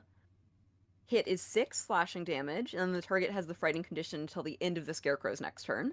Mm-hmm. Terrifying glare, wisdom saving throw DC 11. One creature the scarecrow can see within 30 feet. Failure, the target has the frightened condition until the end of the scarecrow's next turn. While frightened, it has the paralyzed condition, so it's definitely playing on the frightened condition quite a bit. Yeah, it is. And then habitat is grassland. This just feels like, can we have Revenant? We have Revenant at home. Yeah. It kind of it's got a lot of the same immunities, it's got a lot of the same skills, except it doesn't have that uniqueness of the Revenant always comes back. Also, thank you, Bunny, for the head pat. Mm-hmm. It's not bad, but it does feel like a cheap copy.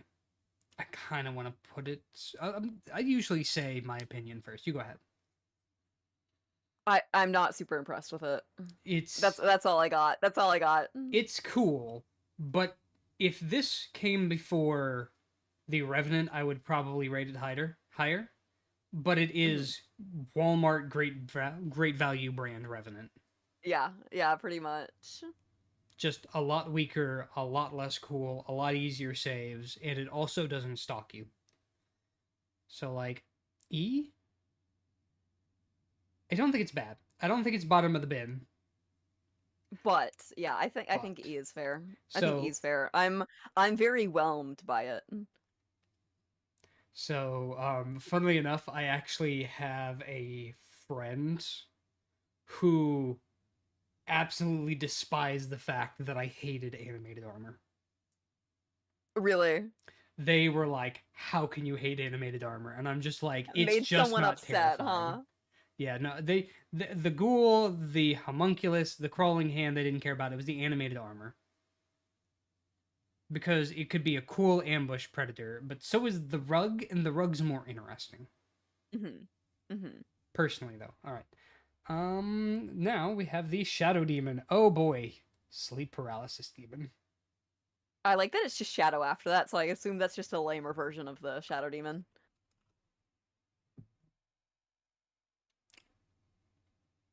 Okay, we have Shadow Demon. It's got a decently long rap sheet here. Armor class 14, hit point 66. Not awful.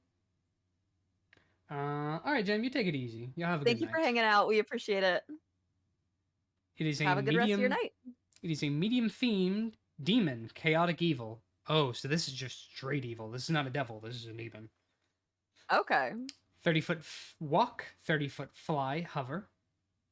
Stealth +7. It is scarily stealthy. Vulnerable to radiant, checks out.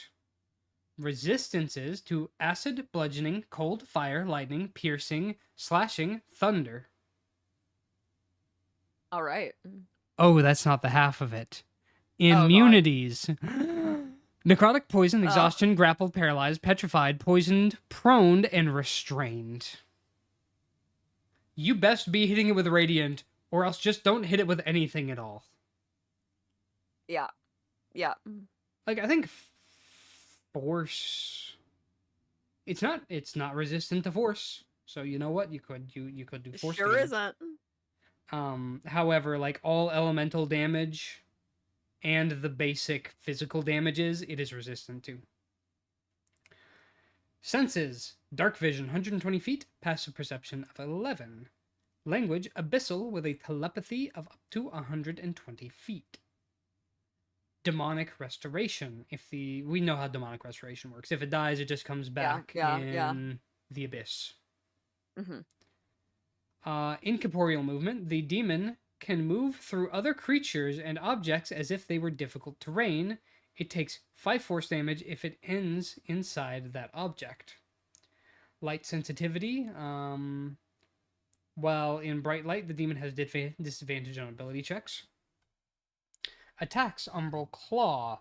Melee attack roll +5. It's a 5-foot reach. 16 psychic damage if it hits. Psychic, interesting. So it doesn't really... Yeah. Oh, so it doesn't have a physical form. This is the essential equivalent of a ghost demon. Okay. Yeah. Shadow That makes stealth. sense. That makes sense. Shadow demon. While in the dim light or darkness, the demon can take the hide action. Oh boy. Charming. Okay, this would be a great low-level boss. I want you to imagine you step into a room with like a candle in the middle. The demon starts monologuing, licks its fingers, and then snuffs the candle. That is how you set the stage to a boss fight right It's there. true. It's true. I do think it's cool. I do love it. It was such a twist because I'm like, okay, it's a demon, but it is one of the most unique demons I've seen. Mm-hmm. Mm-hmm. Also, that list of resistances and immunities is terrifying. I quite like it. I do like it. I don't think it's S tier, but I think minimum B tier. I think that's reasonable. Yeah. Like it's cool. It's cool. It's got stuff. It's cool. It's got stuff. It's not okay. I'm not gonna say that it isn't standout. It is very standout, but it's not like Crazy. it's not crazy standout. What do you think? I think B's good, to be honest. I think that's solid. I think B's good. Put it right next to the Rug of Smothering. It's true. It's true. Gonna see if one of your brothers that's played D&D will host a D&D game for you. I hope so. That would be a lot of that'd be fun. sweet. You'd be the only player. I think solo like games can be a lot of fun also. You got to be prepared to run a solo game, but they can be very enjoyable. So I hope that goes well. Hopefully he'll agree. Yeah, no What is no, oh, it's just the regular Shadow. I feel like this is gonna be so lame comparatively. Like it's literally like unless it's Shadow the Demon superhero, Deluxe. the Shadow, in which case it's a whole lot cooler. But... We're sure about to see. So, medium undead, chaotic evil, AC is 12, HP is 27, speed is 40 feet. Skills is stealth 6, vulnerabilities is radiant, resistance acid, cold, fire, lightning, thunder, immunities necrotic, poison, exhausted, frightened, grappled, paralyzed, petrified, poisoned, prone, restrained, unconscious. So it's got that going on like the other one did. Okay. Dark vision 60 feet, passive perception 10, languages none, CR is just literally half, which is interesting, but let's see what else it has. It has amorphous, and the shadow can move through a space as narrow as 1 inch without expanding extra movement to do so. It has a sunlight weakness. Well, in sunlight, the shadow has disadvantage on D20 tests, which is interesting. Actions: draining swipe, melee attack +4, reach is 5 feet, hit is just 5 necrotic damage, and if the target's strength score decreases by 1d4. Okay, that's interesting. Ooh, okay. If the target dies, if this reduces that score to 0. If a humanoid is slain by this attack, the shadow rises from the corpse 1d4 hours later. That's cool. Okay, yeah. Bonus actions: shadow stealth while in dim light or darkness. The shadow takes the hide action like the other one. Habitat: planar, shadowfell, underdark, and urban.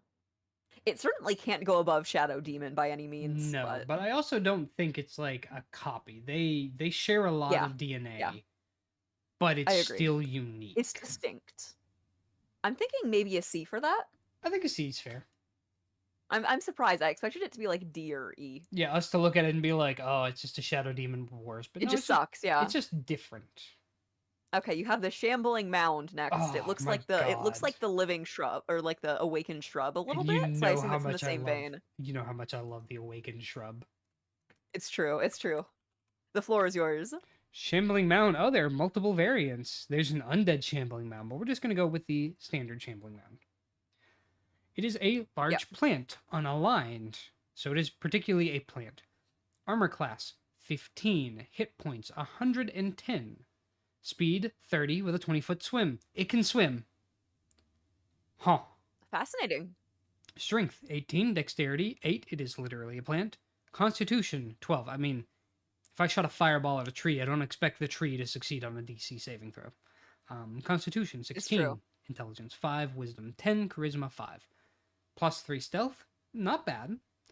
Resistance to cold and fire. Interesting. I mean, if it's still a living plant, then that would explain why it's resistant to fire. Immune to lightning, deafened, and exhausted. Lightning, that's an interesting choice. It is. Blind sight of 60 feet. Passive perception of 10. No languages, it is a CR 5. Oh, here's why. Traits, lightning absorption. Whenever the shambling mound is subjected to lightning damage, it regains a number of hit points equal to the lightning damage dealt. Mhm. Okay, so it just eats lightning. Okay. That's cool. That's interesting. It's all fun and games until you try to use the Thunderbolt and it only makes it stronger. Multi-attack. It's true. It's true. You know what? Yeah, I can see that being a monster you fight whenever you get Thunderbolt. The Shambling Mound makes 3 charged tendril attacks. It can replace 1 attack with the use of Engulf. Oh boy. Charged tendril, melee attack plus 7 to hit. 10-foot reach, 7 bludgeoning damage, and 5 lightning damage. If the target is a medium or smaller creature, the Shambling Mound pulls the target 5 feet straight towards itself. Engulf. Strength saving throw DC 15, 1 medium creature or smaller, within 5 feet of the creature. On a failure, the target is pulled into the Shambling Mound space and has the grappled condition, escape DC 14. Until the grapple ends, the target has the blinded and restrained condition and takes 10 lightning damage at the start of each of its turns. When the Shambling Mound moves, the grappled creature moves with it, costing it no extra movement. The Shambling Mound can have only one grappled creature as its action. Or at a time. By its action at a time. Okay. So it can only have one person inside of it. It basically is the digest effect, except there's no getting out of it, and it's just shocking you the entire time. There you go. Okay, on one hand, I love the uniqueness that it's a very lightning-themed creature. On the other hand, I have to look up the lore reason now. Oh, it's even got a little table that I can roll of the Shambling Mound cultivation of what it's made of. Thank you for the hydrate and posture check. Bunny, you over there fishing. Shambling Mound, also known as Shamblers, embody the tenacity of the wilderness, seeking only to consume and grow. Vegetation rises up These masses of vegetation rise up to half again as tall as a human and possess thick limbs and a vague head.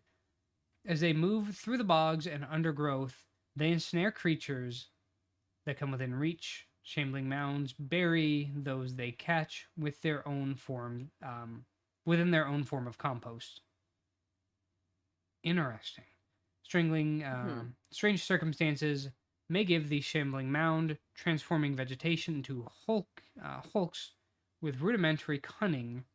These conditions include strikes from lightning, nature defending itself, or druidic curses. Okay, that's where it comes from.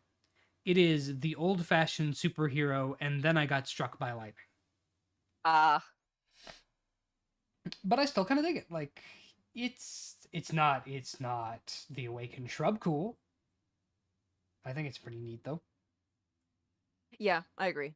it's kind of got unique abilities. It kind of like riffs off other ideas like consuming them, but instead of like digesting them, it's just trying to kill you so that way you decompose. Yeah. What do you think? Are we thinking? I'm thinking B or A. I'm I'm kind of thinking B, like Yeah. in Okay. alongside with the Roper, the Oni, the Dragon Turtle. I think that's a fair place to put it. Yeah. Okay, we got Shield Guardian next. Oh, I love these It is a things. large construct. It is unaligned. AC 17, HP 142, speed is 30 feet.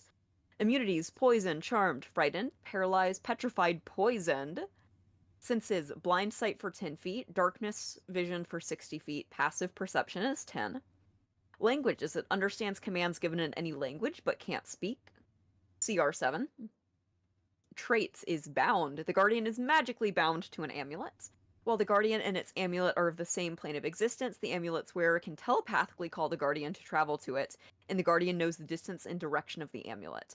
If the Guardian is within 60 feet of the amulet's wearer, half of any damage the wearer takes, rounded up, is transferred to the Guardian, which is interesting and convenient.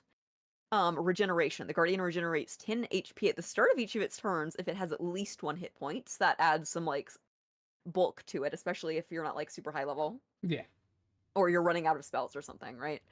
Um, spell storing. A spellcaster who swears the Guardian's amulet can cause the Guardian to store 1 spell of level 4 or lower.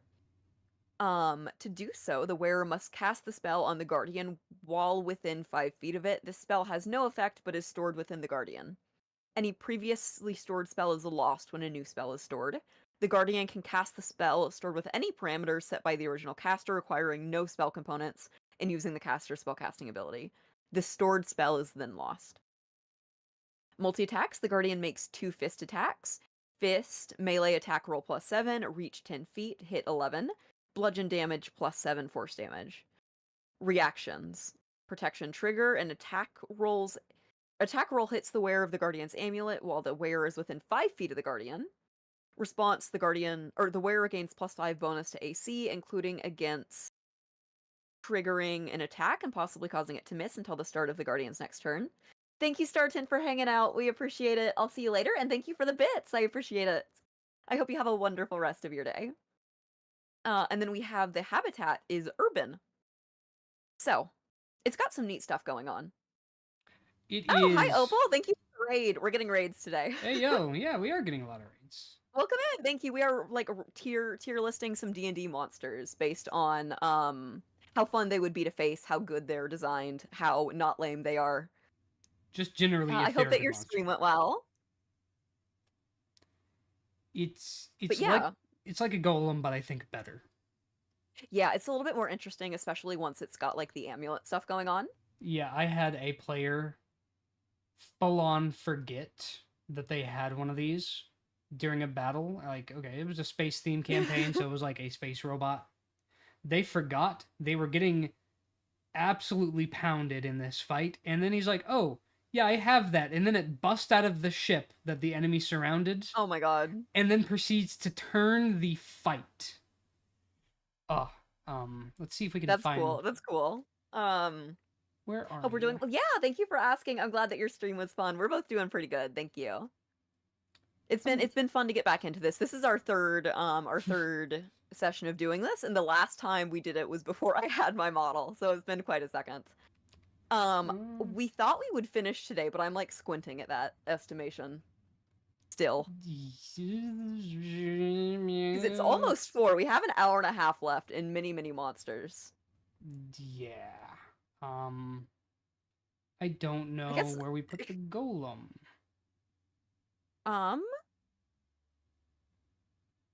We might have to vibe check it. Luckily, they're all in alphabetical order, so I can just go. I see Clay Golem at B. Clay Golem at B. Clay Golem at B? Alright, I think an A sounds fair. I feel like B's. A or B sounds fair. I agree. Alright, we'll go with B then. I think B is fair. Where'd I stick it?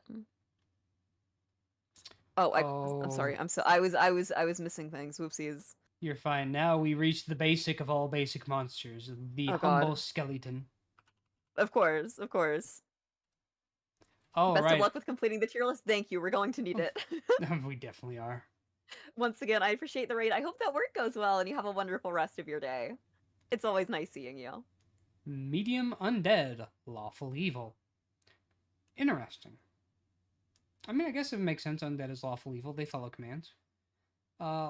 AC 14, hit points 13, speed of 30, 10 strength, 16 dexterity, 15 constitution, 6 intelligence, 8 wisdom, 5 charisma. It is vulnerable to bludgeoning damage, but is immune to poisoning, exhaustion, and poisoned. It starts with a short bow and short sword. Has 60-foot dark vision, but it has no eyes. How does it have dark vision? Passive perception of 9. It understands common plus 1 other language, but can't speak. It has a basic short sword attack with plus 5 to hit and 6 damage. A basic short bow attack of plus 5 to hit and 6 damage. It is as stock standard of a minion as you can get. Pretty much. Not in a bad way. Some things has to be the defined minion. It's true. But it very much lean heavily on the Dungeon Master bringing personality to him. Agree. Also, it is legally bound by all of Dungeon Master code that when you voice one, it has to sound like Skeletor, or else Matt Mercer will personally hunt you down for that. If it has no eyes, that means it's I suppose. I mean, but it says dark vision. Also, it I has don't no know what to tell ears. y'all. I don't know what to tell y'all. I did not write this. Take it up with the writers, folks. Go take it up with Hasbro. Send them an A letter. I'm sure they'll do something. They are so generic, but to an inoffensive level where you're like, I'm not let down. I know what I came into. It is You a scary knew what to expect. I feel like that's like I think it's E. I feel like that's What do you think? I agree. Honestly, I would almost agree with D because, like, while the owlbear is cooler, it's hard to argue it's more iconic than just the straight up skeleton.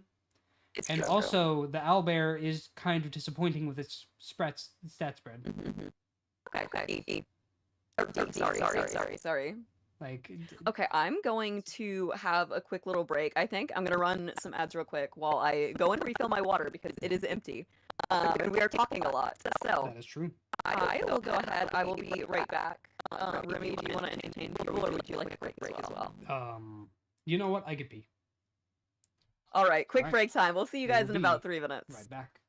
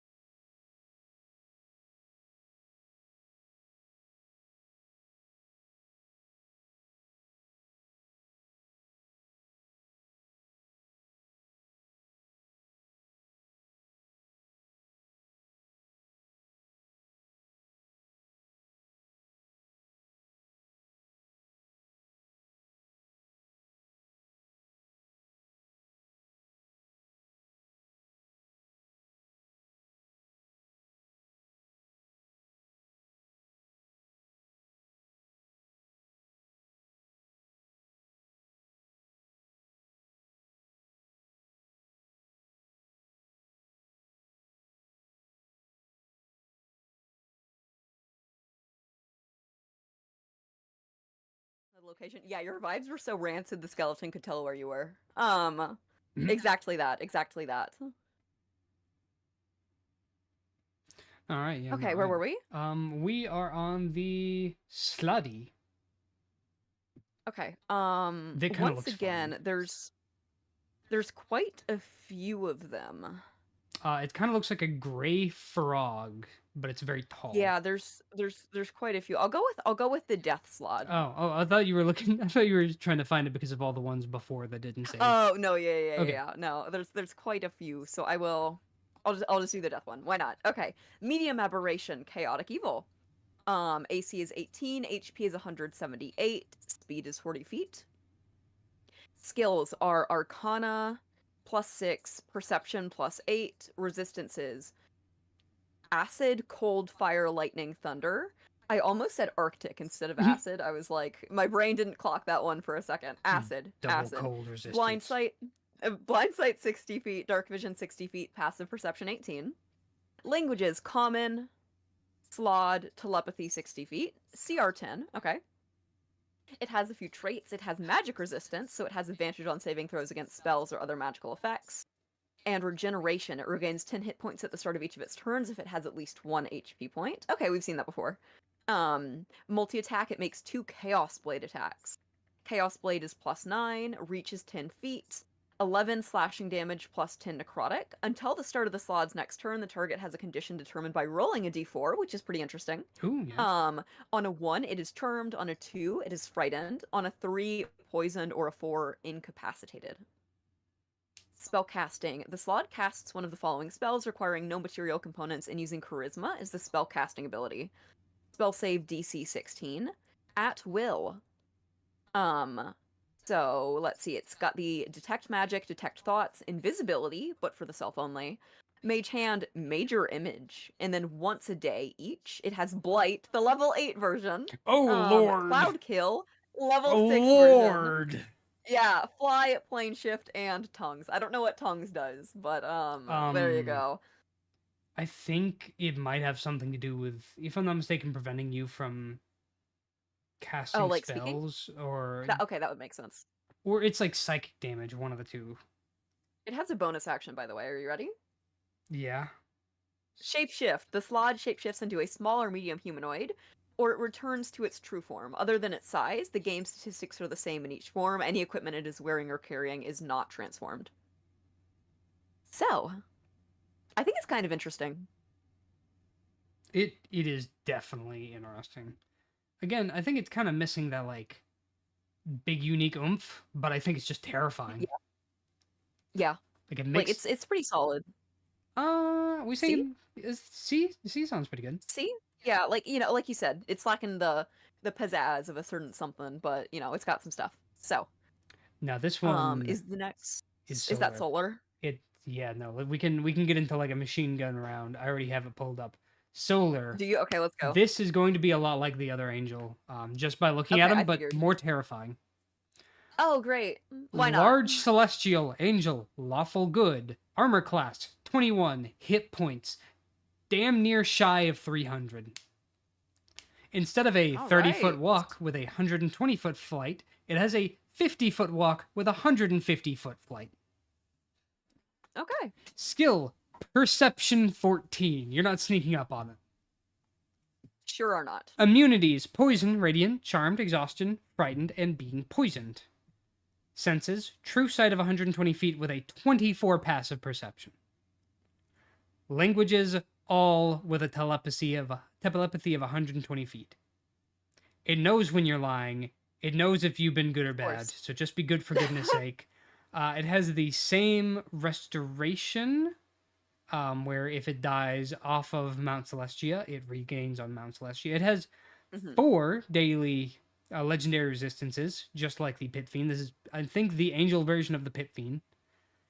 And it has magical resistance. It has advantage on all saving throws. Nice. Multi-attack, it can make 2 flying sword attacks, and it can replace 1 attack with a use of Slayer Bow. Flying sword is a +15 to hit with a 10-foot reach, 100 or 120-foot range. Oh, it can throw the sword. Ooh. 22 damage of slashing and 36 of radiant. On a hit or miss, the sword returns to its hand. Slayer Bow, dexterity saving throw, DC 21. One creature the solar can see within 600 feet. On failure, if the creature has 100 hit points or fewer, it dies. It otherwise takes 24 piercing damage and 36 radiant damage. It straight up has the sniper rifle equivalent of Finger of Death. That's I do not vibe with crazy. you. Die. Literally. Spellcasting. It uses Charisma, spell save, DC 25. At will, detect good and evil once a day, commune, control weather, dispel good and evil, and resurrection. Not just raise dead like the other one. Resurrection. God. Divine crazy. Aid 3 times a day. It has the same one as, or 3 times a day. It has the same as Cure Wounds, second level version, Lesser Restoration, or Remove Curse.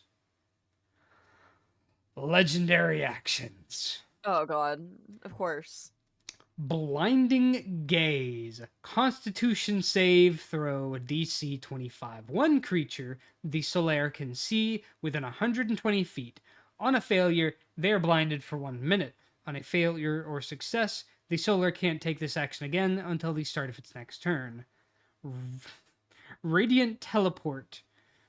The Solar teleports up to 60 feet to an unoccupied space it can see. Dexterity saving throw of DC 25. Each creature within 10 feet of its 10 feet originating from the Solaire at its destination space. On a failure, it takes 11 radiant damage. Terrifying. That's nutty. Straight up. I don't want to see you anymore. Okay, hot take. Hot take. So we put the Planeter at S. I feel like that gets bumped down to A if this thing's I the S. agree. I 100% agree. We wow. judged it too soon. We had no clue though. We couldn't have known. So I did. Okay, yeah, there we go. There we go. I just noticed that the Planetar, being the planet, and then the Solaire being the sun, even greater body, like celestial body, more powerful celestial body. That was clever. That was clever. That was smart. Clever. I wouldn't have caught that. Thank you. I love it so much. Terrifying. It's really good. Okay. The next is the Spectator. Medium Aberration, it's Beholder type. Lawful Neutral, AC 14, HP 45, Speed is 5 feet, Flying is 30 feet, which is for hovering. That makes sense, yeah.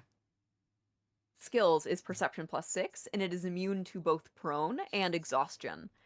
Senses is Dark Vision 120 feet, Passive Perception 16. Languages, Deep Speech, and Undercommon, Telepathy 120 feet. CR is just a 3. So it's got a multi-attack. It uses the eye raise twice. So it also has a bite attack, which is +4, reach is 5, just 5 piercing damage. Eye raise. Shoots one of the following magical rays at a target it can see within 90 feet of itself. 1d4, reroll if the spectator's already used the ray during this turn. So 1 is Confusion Ray. I'm not going to go through all of them because that would take a second. But so it has Confusion Ray, Paralyze Ray, Fear Ray, and Wounding Ray. So Confusion, let's see. Target can't move and uses its action to make melee range attack against a randomly determined creature. If the target can't attack it, does nothing. Paralyzed, inflicts paralyze if there's a failure. Fear Ray, frightened until the next turn. And then Wounding Ray is 16 necrotic damage. It has reactions, which are Spell Reflection, and the trigger is the spectator succeeds on the saving throw against the spell, or the spell's attack roll misses it, and the response is a dexterity saving throw of DC 12. One creature the spectator can see within 120 feet, and a failure is 10 force damage. Okay. It's kind of the Beholder, but less, dare I say. And it's interesting, it's, what did you say, lawful neutral? Yes. That is not something I would have thought. It feels like if a Beholder went into law enforcement instead of the criminal empire. That's kind of like, just because of that alignment. That is a fascinating alignment. The alignment's very interesting. I do. It is a beholder, but less. It is a step above a gazer. I don't know if we have the gazer Where do here we put somewhere. the gazer? Like right in between where the gazer and the beholder is. I'm not sure if we have it in here. I Um, don't see it. okay, they may not have put gazers here then. So It's perhaps, yeah, they might not have. I'd say C, maybe a B. I think C's okay, but C is is it truly as our catch-all tier. I mean it's the middle of the pack, and a lot of these are gonna fall. It is the middle of the pack. We But would hope it's full. do we think it is as cool as a shadow demon or a shield guardian? No. Okay, so C. Okay, yeah, C.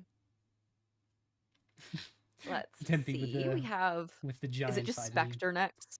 Yep, the Spectre. Let me pull that up.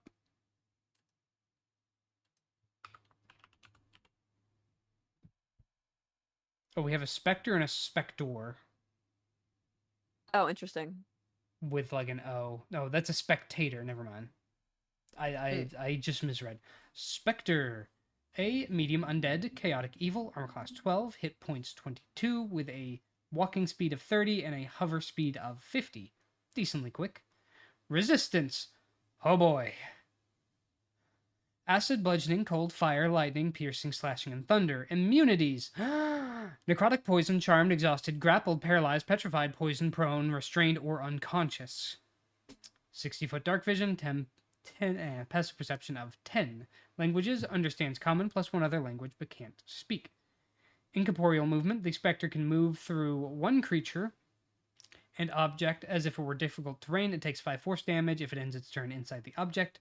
Sunlight sensitivity, it has disadvantage on ability checks and attack rolls in sunlight. It has the life drain, plus 4 to attack, 5-foot melee, 7 necrotic damage. If the target is a creature, its hit points maximum decrease by the amount equal to the damage taken. Oh. Ooh. That's pretty neat. That is I'm reading through it so far, and I'm just like, yeah, this is the shadow of the worst. This is the shadow but worse. This is the shadow but worse. And then that very end, when I'm expecting it to take strength as well, I was not expecting it to just straight up decrease your health. I imagine, like, it doesn't say anything about you regaining the hit points after a long rest. I would have to imagine that you'd need like a oh god, what are the not aid, but the second level spell. Oh, it's been a second since I've looked at those. There's ones like remove curse, but not like Oh, yeah, that might be the case. That would make sense. something like remove curse to like undo that, or restoration. That's what it was. I'm going to assume that it's until you get like a restoration spell. Yeah. Pretty mid with one cool ability. How are we feeling? I feel like that's kind of your average C tier, to be honest. That does feel like a C tier. That's what we've been given, some C tiers. Like that one cool ability is really cool, but it's really cool. Nice. However, okay. Next up, Spined Devil. Ooh, this Small looks cool. Fiend. Mm-hmm. Lawful Evil. AC 13, HP 45. Resistances to cold. Immunities fire, poison, and poisoned, as is expected. Senses dark vision 120 feet, unimpeded by magical darkness. Passive perception 12, and languages is infernal, and it has telepathy to 120 feet. Okay. CR is just a 2. Okay, so it's not like traits are it's kind of a little guy. Traits are flyby. The devil does not provoke an opportunity of attack when it flies out of an enemy's reach. Magic resistance. The devil has advantage on these saving throws against spells or other magical effects. Actions. Multi-attack. The devil makes 2 attacks using Infernal Fork and Tailspine in any combination. So the Infernal Fork is melee attack plus 4, reach is 5 feet, hit is 5 piercing damage plus 3 fire damage. Tailspine is plus 4, range is between 20 to 80 feet. Ooh. Hit is 4 piercing damage plus 3 fire damage. So it is kind of little guy, in my opinion. It's just a little bit little. It is your like one step, not even one step above an imp, because I think we put imps pretty high because they could do some really cool stuff. Mm-hmm. Yeah, we have imps. I think so as well. Like, this is actually an imp, but worse. Yeah, What are you thinking? there we go. I think that's fair. Nice and easy. Well, so we have it in A. Where do you want to put it? Like, D? It just doesn't feel inspired. Yeah. Oh, D it is. they're in the same area as Bullywugs, and I kind of like Bullywugs as like NPCs. They're fun. Spirit Naga. We are dealing with giant snakes, but undead.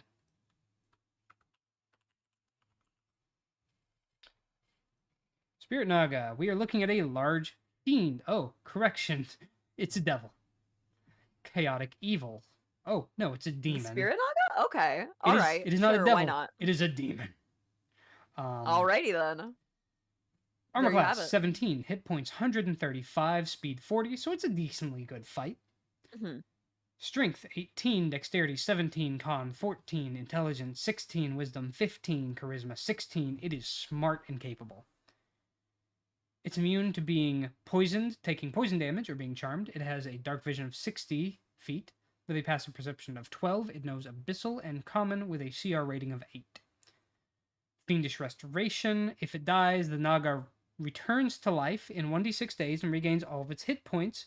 Only a wish spell can prevent this trait from functioning. I think the other Nagas have that as well. That rings a bell. Multi-attack. It can make 3 attacks using Bite or Necrotic Ray in any combination. Bite, plus 7 a hit, 10-foot reach, does 7 piercing damage and 14 poison damage, but it does not look like it inflicts the poison status. Okay. Necrotic Rays, plus 6 to hit, 60-foot range with 21 necrotic damage. So honestly, it does about the same amount of damage either way. But one's range, one's up close.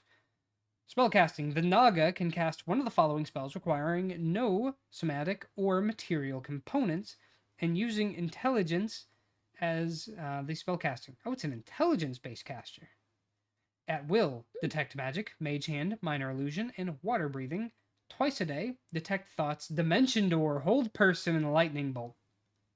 Okay. Giant snake can shoot lightning out of its mouth. Oh, and the hold person is at 3rd level, and the lightning bolt is at 4th level.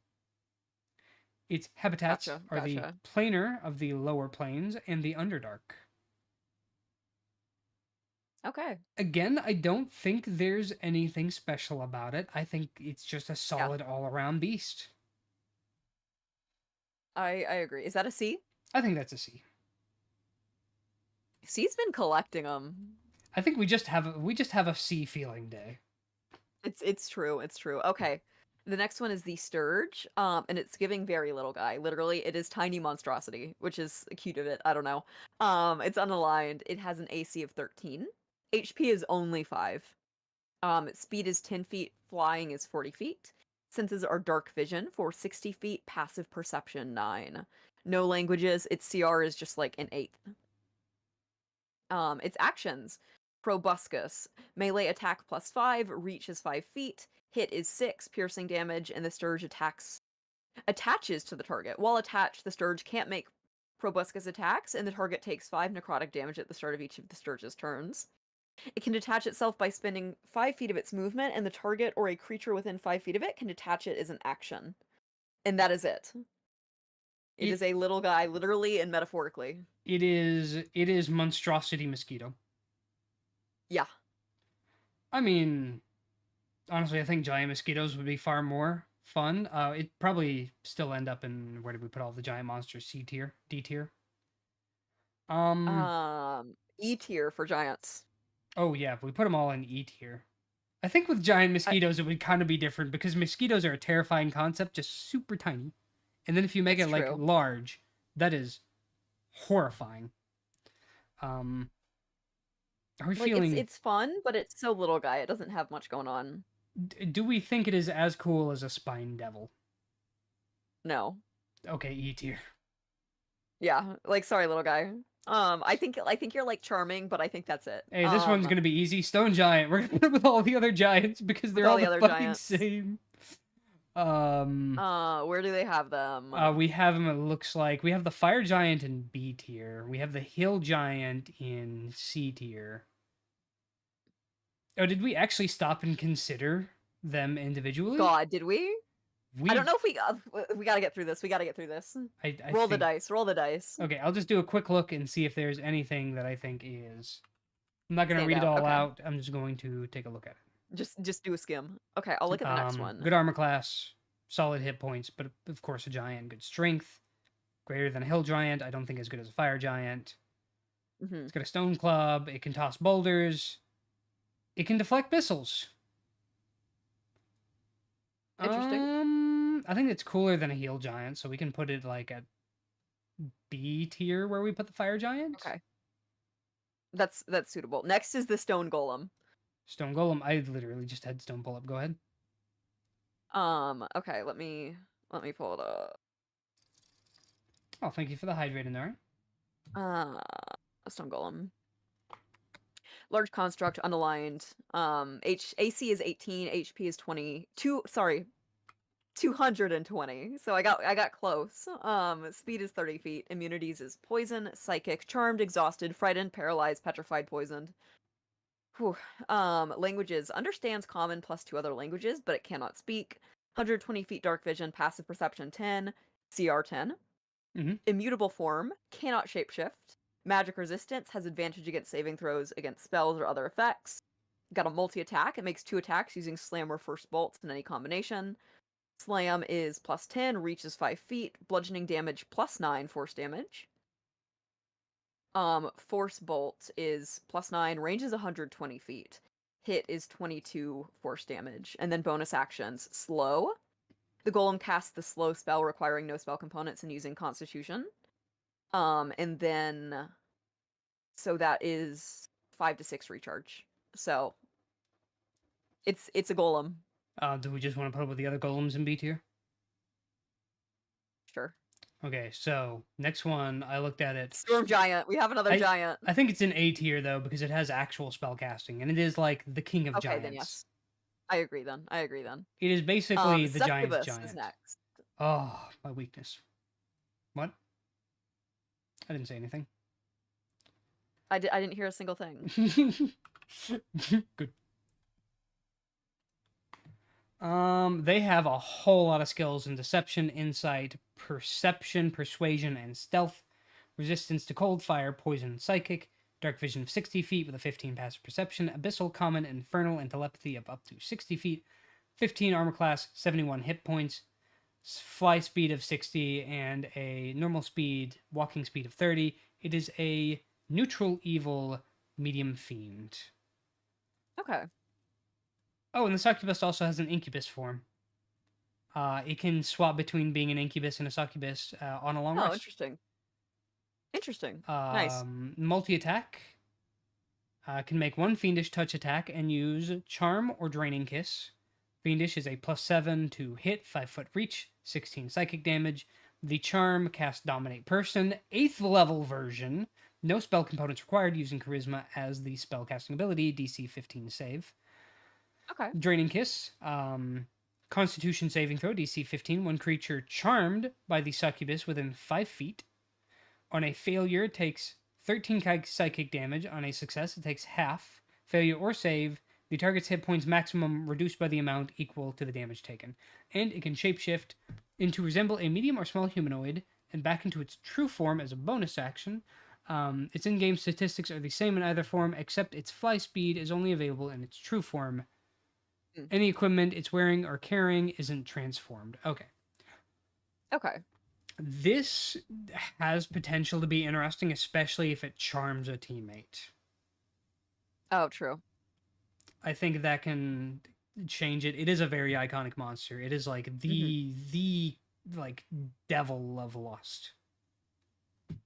I'm thinking B. I think a B tier solid. Like, it's not doing anything crazy with the concept, but like I don't think it needs to on the other hand. No, it's a solid concept. Okay, Tarask, do we need to talk about this one, or is it just straight to S tier? Great. Okay, so speed round. Chat, if you don't know what a Tarask is basically if you took the scariest thing you could manifest in your mind, and you gave it immunity to everything except piercing, and you made it a world-ending beast that lives in the middle of our planet. That is literally Fair. what I a don't know. Tarrasque is. There we go. There we go. All Okay. right. That is Thrycreen. I've heard of the Thrycreen before. Bug people. Okay. If you want to look that up, I'll start looking up the treant. Okay. Let's see. How's that spelled? Hold Oh, on. found it. Do we want Mystic, Scion, Marauder, Hunter? Oh, I'll take the one with the highest CR. So that's the Yeah. Scion. Medium monstrosity, neutral. AC 16. HP 149. Speed 40 feet. Flying is 20 feet, and that's hovering. Skills, perception +4. Stealth is +8. Resistance is psychic.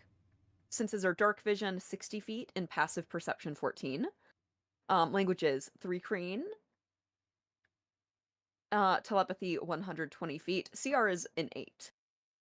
Actions are multi-attack. It makes 3 psionic lance attacks, which is a +7, reach of 10 feet, or 120 feet. Hit is 18 psychic damage. Spellcasting, it can cast one of the following spells requiring no spell component, and using intelligence as a spellcasting ability modifier with a spell save DC of 15 at will. Mage Hand. Oh. Once a day, detect thoughts, sending synaptic static. And there you go. I mean, I would definitely put it above the other, because I think this can be a player race. So I feel like it would be above the standard player races of like the Dwergar and the Githyanki and the Drow. Okay, where'd we oh, so They're C? D. So yeah, I could say C. Oh, D. You think C is Okay. good? Yeah, if it's a step above, then yes. We have the Treant. It is a huge plant, chaotic good. Armor class 16, hit points 138. We basically have the Deku tree. Speed 30 feet. Never mind, it can move. Strength 23, dexterity 8, constitution 21, intelligence 12, wisdom 16, and a 12 charisma. Vulnerable to fire, but resistant to bludgeoning and piercing, but not slashing, like an axe. That that kind of makes sense. I like that touch. Senses, passive perception 13, languages, it knows Common, Druidic, Elvish, and Sylvan, with a CR rating of 9. They seem very intelligent. Siege monster, the Treant does double damage to objects and structures. Attacks, it has a multi-attack, it can do 2 slam attacks. It has a 10 to hit with a 5-foot reach and does 16 bludgeoning damage. Hail of Bark. Lost myself. Hail of Bark. It is a ranged attack roll, +10 with 180-foot range. Does 28 piercing damage on hit. Pretty scary. Animate tree once a day. The treant magically animates up 2 trees that it can see within 60 feet of itself. Each tree uses the treant stat block, except it has the intelligence and charisma score of 1. It can't speak and it lacks its action. The tree takes its turn immediately after the treant on the same initiative count, and it obeys the treant. A treant remains animated for 1 day or until it dies. The treant dies, or it moves 120 feet away from the treant. The treant then takes root if possible. Okay, so it basically roots itself down, and it has to give commands to the other 2 treants, but now instead of dealing with 1, you're dealing with 2, and then you have to deal with that last one after you deal with the 2. So that is kind of terrifying, and that's honestly kind of cool too. So what do you feel? I agree. What are you feeling? C's kind of the run of the mill. I'm feeling maybe B. I think B's because good. of that. I think B's really good. It does have like a little uniqueness about it, and it is an it's got monster. some flavor. My favorite insult. Old troglodyte. The troglodyte. The troglodyte. Let's go. Medium humanoid. Chaotic evil, AC 11, HP 13, speed is 30. Skills, stealth +2, senses, dark vision for 60 feet, passive perception 10. Languages, just troglodyte. CR, just an 8. So traits. Chameleon skin. It has advantage on dexterity, stealth checks made to hide. Ooh, it's a stealthy boy. Stench. Any creature other than a troglodyte that starts its turn within 5 feet of it must make a success on a DC 12 Constitution saving throw or be poisoned until the start of the creature's next turn. On a successful saving throw, the creature is immune to the stench of all troglodytes for 1 hour, and it has sunlight sensitivity. While on sunlight, it has disadvantage on attack rolls as well as wisdom checks that rely on sight. Actions multi-attack, it has 2 claw attacks. Mhm. Melee weapon +4 to hit, reach 5, 1 target, hit 4 slashing damage. So, like, kind of a little guy. It is kind of a little guy. It's not a high damage one, but I don't think you're fighting one troglodyte at a time. No, correct. I don't think it's anything super spicy, though, so I'm thinking C at best. I think C. Like, it's middle of the pack. It has something kind of cool and unique about it with that camouflaging and that smell poisoning people. Yeah. But it's not really breaking any mold. We've seen Pretty you much. take damage within 5 feet before. It's just a new flavor of that. Yeah. We have a troll. All right, it is a large giant. I feel like that's an oxymoron. Chaotic evil. I know what they mean by a large giant, however. But Out still, of but context. still.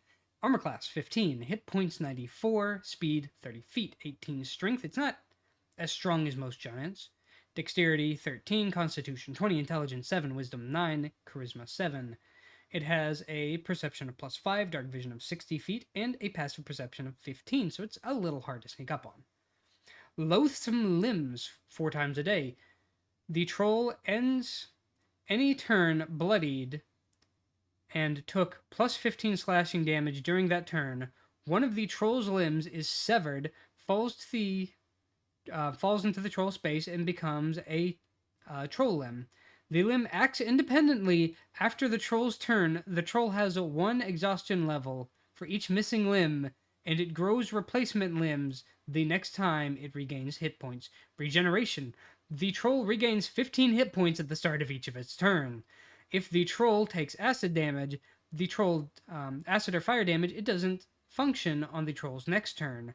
The troll dies only if it starts a turn with 0 hit points and doesn't regenerate. Okay, so we can have a wraith effect, but also its limbs can fall off and fight you as well.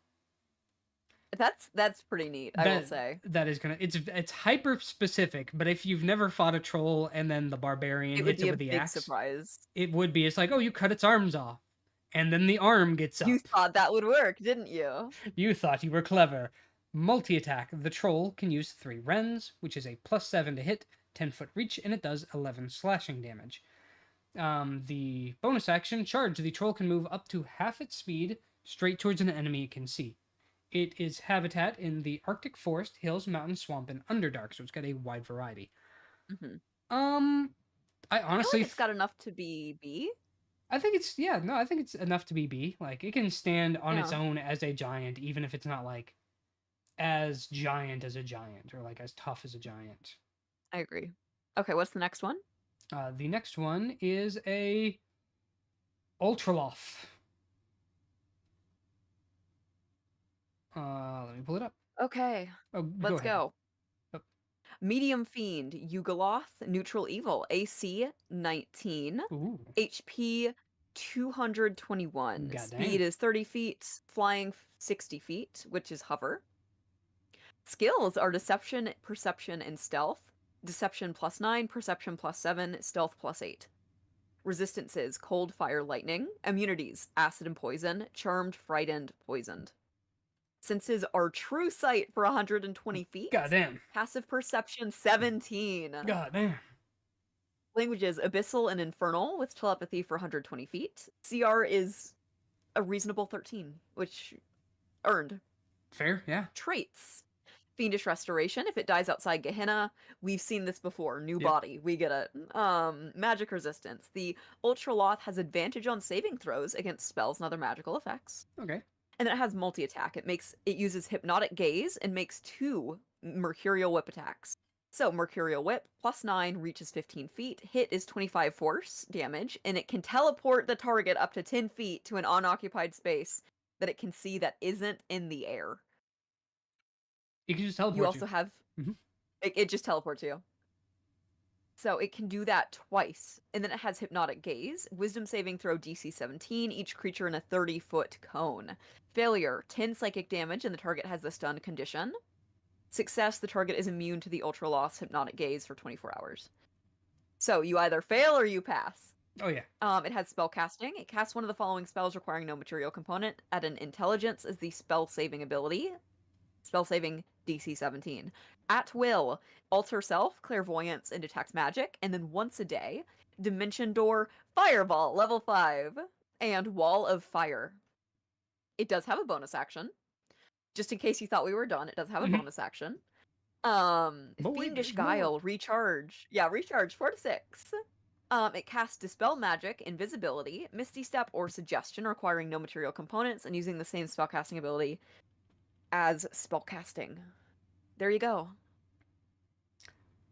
I mean, it's got a good variety. It does. It's definitely terrifying, and you can screw with players so much by teleporting them around. Yeah, Put the healer in the front, put the tank in the back, and then go ham on them.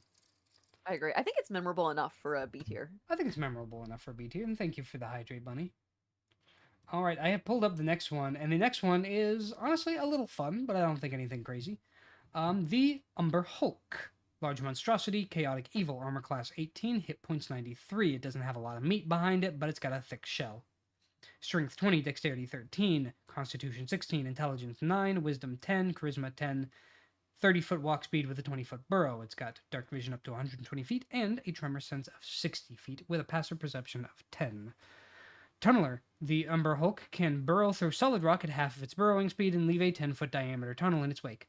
Multi-attack. The Hulk can hit with 3 rend attacks, which do +8 to hit with a 10-foot reach and 12 slashing damage. Smashing damage. What the fuck is smashing damage? But as a bonus action, it has Confusing Gaze. Recharge on a 5 to 6. Wisdom saving throw, DC 14. Each creature within a 30-foot cone. On failure, the target takes its reaction until the start of the Umber Hulk's next turn. Can't take its reaction until the start of the Umber Hulk's next turn, and the target rolls a 1d8 to determine what it does. 1 through 4, it does nothing. 5 through 6, the target takes no action or bonus action, uses all of its movement to move in a random direction. 7 through 8, the target makes a melee attack against a random creature within reach, or does nothing if it can't make such an attack. So it's got a little bit of like gazer beholder power to it with that Confusing Gaze, mixed with some tunneling. It's a unique encounter, but I don't think it's going to be anything that stand out. We look at thanks for the hydrate, Bunny. Bunny, you out there giving hydrates to both of us? Bunny's making sure our throats are okay. I mean, that's my mod. All right, yeah. I think it's a C. Yeah, middle of the pack. It's middle of the pack. It's cool on its surface, but like also, yeah, I forgot to do my hydrate. Okay. All right. What do we have up next? Unicorn. So I'm probably going to I'll do the highlights. I think that if we do the highlights, we can finish. We can. So we're doing highlights. So let's begin. Large celestial, lawful good. Immunities are poison, charmed, paralyzed. Did I say poisoned already? I can't remember. Poisoned. Also poisoned. Senses, dark vision 60 feet, passive perception 13. Languages, celestial, elvish, sylvan, telepathy 120 feet, which I think is cool. Like, yeah, unicorn talk. Good. Unicorn talk. Legendary resistance, can fail a saving throw and choose to succeed instead. Oh yeah. Magical resistance, which we know, disadvantage on magic stuff. So it has hooves and radiant horn multi-attack.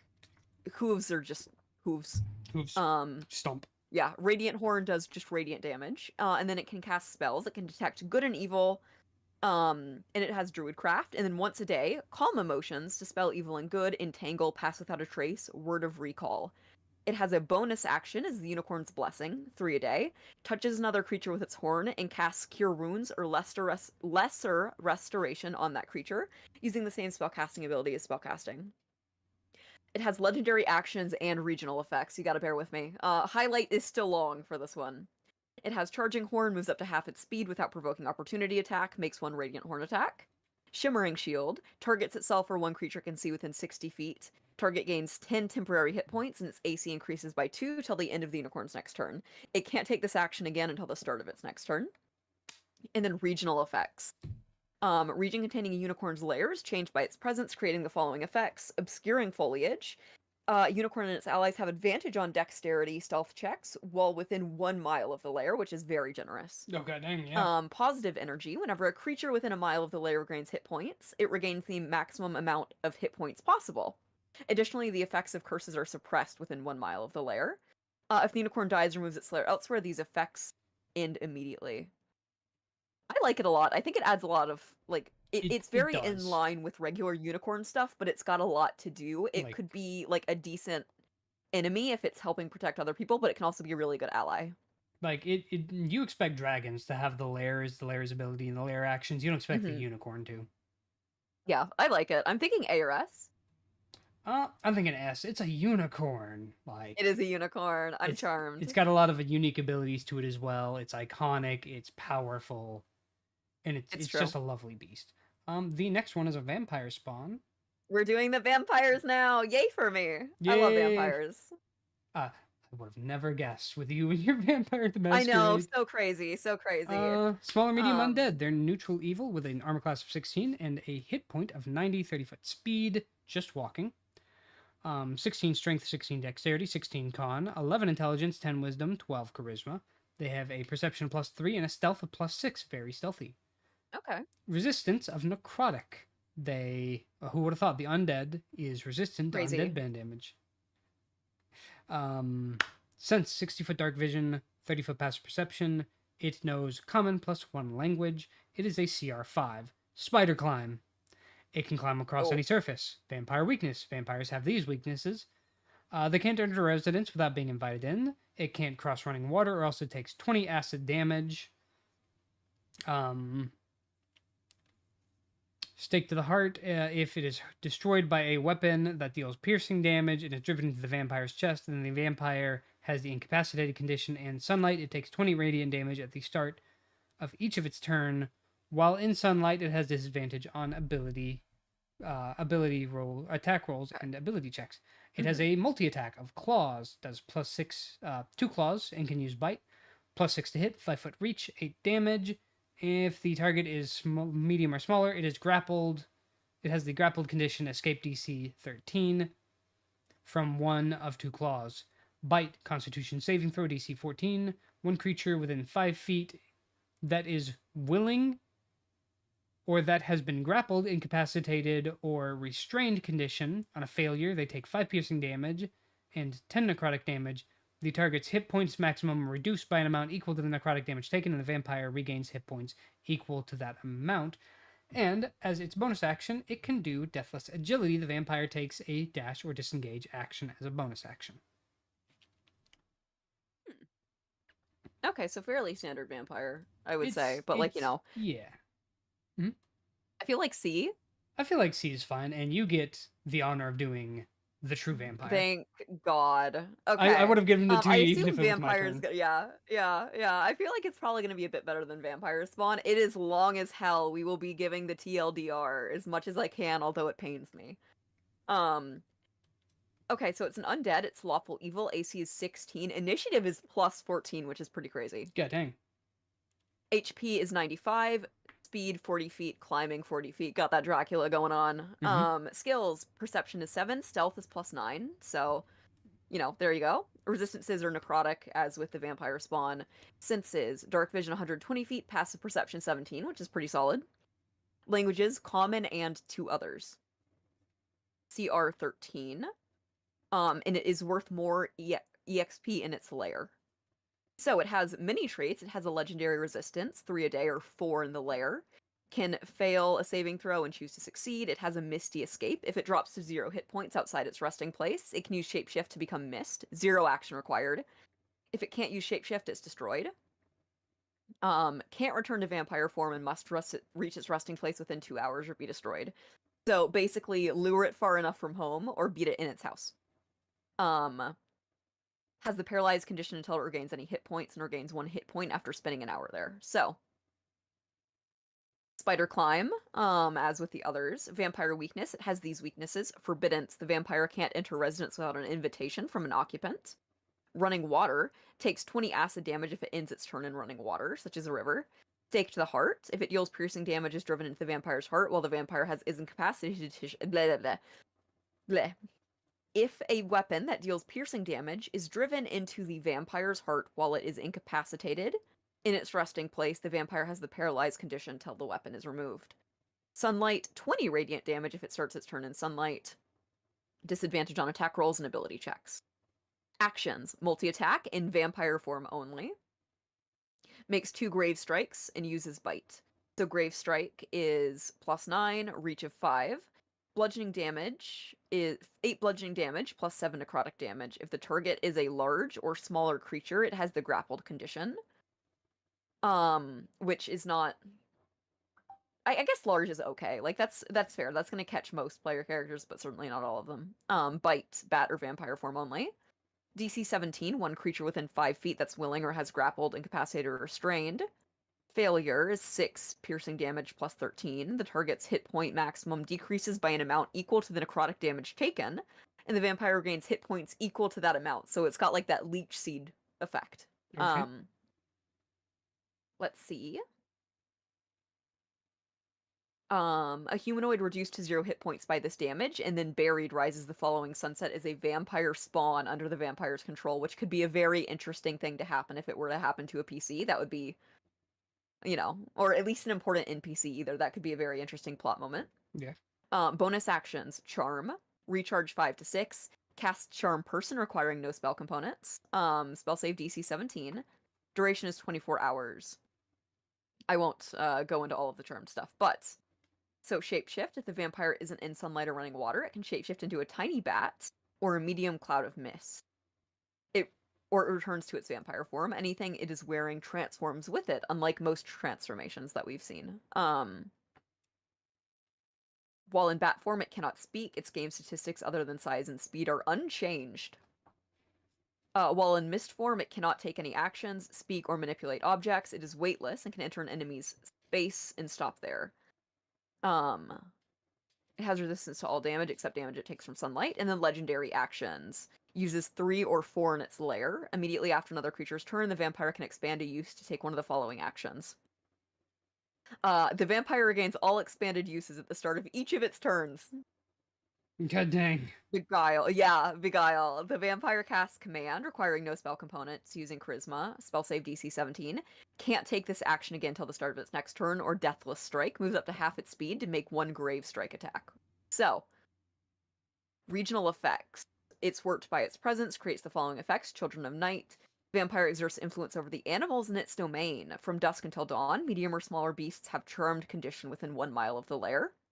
Looming shadows. Shadow within 1 mile of the lair seem to move as though alive. Any creature, excluding the vampire and its allies, that finishes a short rest while within 1 mile of the lair must succeed on DC 17 Wisdom saving throw or gain no benefit from the rest, which could mess up a party. It really could. Mists. Area within 1 mile of the lair is lightly obscured by a persistent creeping fog if the vampire and any creature of its choice are unaffected. If the vampire dies or moves its lair elsewhere, these effects end immediately. So, like, rather solid vampire, even if it's mostly what you would expect. I mean, it's a vampire. Like, do we need to It's a question vampire. it? Like, they're not going to break the mold. I'm feeling A or S.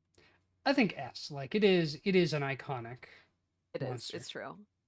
Like, do we think it's on the same level as a Barb Devil? No, I think it's better than a Barb Devil. Yeah, pretty much. Okay, so next right. it looks like is the Vrock. Vrock. I feel like the water elemental and water weird after it should probably go where we put all of the others too, and 100%. we can save some time.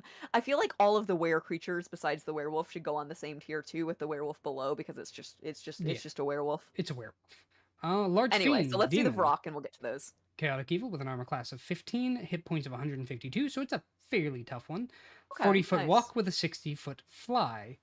It is resistant to cold fire and lightning with an immunity to being poisoned and poison damage with a dark sense of 120 feet, passive perception of 11, telepathy of 120 feet, and it can speak abyssal, challenge rating 6. Demonic Restoration, we know what that is. Magical Resistance, we know what that is. Multi-attack, it can make 2 shred attacks. It's a +6 to hit with a 5-foot reach. 10 foot or 10 piercing damage and 10 poison damage, but it does not look like it poisons you. Spores recharges on a 1d6 6 roll. Constitution saving throw DC 15. Each creature within 20 foot or within 20 feet of it, originating from the Varrock.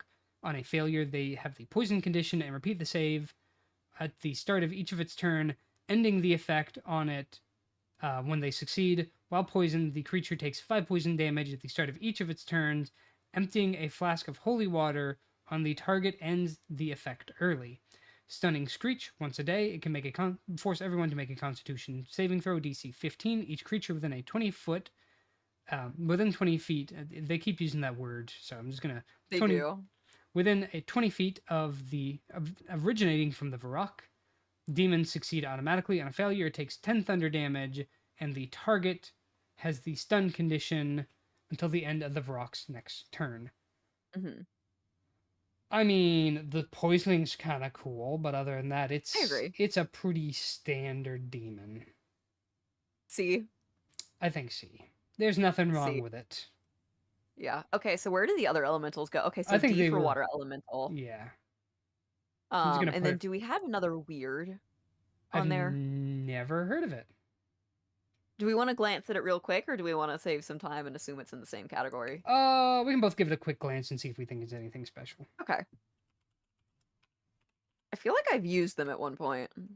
I can't say I've ever encountered one. Not a high armor class, decent amount of hit points, fast swim, a lot Lots of of immunities. A lot of immunities. Fire resistance. too. Understands primordial, which is cool. It's invisible in water. Okay, it does die if it leaves the water or the water's destroyed.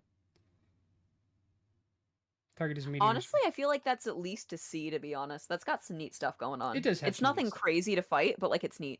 It is pretty neat, yeah. Up there with Varrock.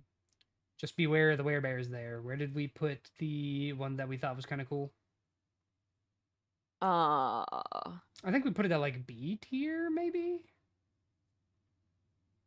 Yeah, we put it at B tier. Do we want to put Okay. the wares in C tier except for the werewolf, which is just D tier? I think so. Like, if the werewolf can be cool, but I feel like that's gonna look at some homebrew, or like you're looking at a cool character It is more so than like the werewolf itself is like a super cool, unique concept. Does that make sense? Yeah, no, it is a pretty stock standard enemy type. Like, there's not much wrong with Yeah. it, but also I know you have a tendency to not like them. They just frighten me. I think they're cool as hell. Don't get me wrong. They just frighten me. We have Okay, so next a white. is Mhm. white. All right, I have Where it is pulled he? up. All right. Okay. Medium undead, neutral evil, armor class 14, hit points of 82 with a speed of 30. Nothing of its physical stats are stand out. They are a 10 or above, but not getting higher than a 16.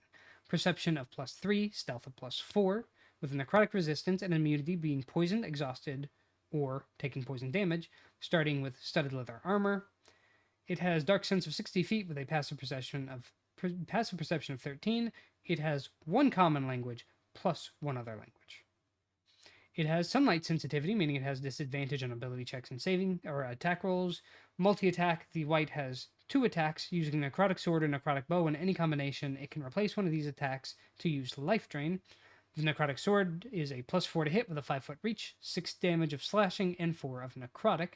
The bow, +4 to attack with a 150-foot effective range and a 600-foot max range. Again, 6 to hit, and 4 to hit, 6 damage of piercing, and 4 of necrotic. Life drain, Constitution saving throw, DC 13. One creature within 5 feet. The creature, on a failure, they take 6 necrotic damage, and the target's hit point maximum decreases by that amount equal to the damage taken. A humanoid slain by the creature raises within 24 hours like a zombie under the white's control unless a humanoid is restored to life or its body destroyed. The white can have no more than 12 zombies under its command at a time. The zombies are really the only unique thing it offers. I do think that's cool though. It is kind of cool though. Like, Is it's that going B tier cool or C tier cool though? I think that's B tier cool because, like, imagine you're going into a town that's already being attacked by a white, and then it's got like a legion of zombies with it, and then every time you slay one, it just shoots a bow at a civilian, Okay, yeah. and now it's Yeah, got I another agree. zombie under it. I agree. I agree. All right. We have the warg next, and it Oh, is I love luckily wargs. short. We will in fact finish today. Um, Large Fae, neutral evil, AC 13, HP 26, speed is 50 feet, skill is just perception plus 4, dark vision 60 feet, passive perception 14, languages are goblin and warg, Wow. CR 1/2. Actions are just bite, plus 5, reaches 5 feet, piercing damage the next roll made against the target before the start of the warg's next turn has advantage. And that's it. I mean, it's simple. I mean, I think D. Like, there's Yeah, it's it. it's kind of whelming, but it's got something to redeem it. I mean, it does have the. It is often with goblins. I don't think it's like bottom of the bin E, but it's definitely not like. It doesn't have that uniqueness that we like to give points Yeah, to.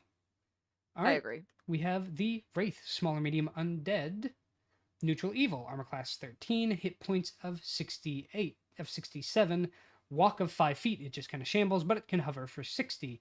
This is a ghost. It has all the ghost resistances of everything, and then it has the immunities of everything that it's not resistant to. Except like holy and force, I think, are like the only exceptions. Yeah.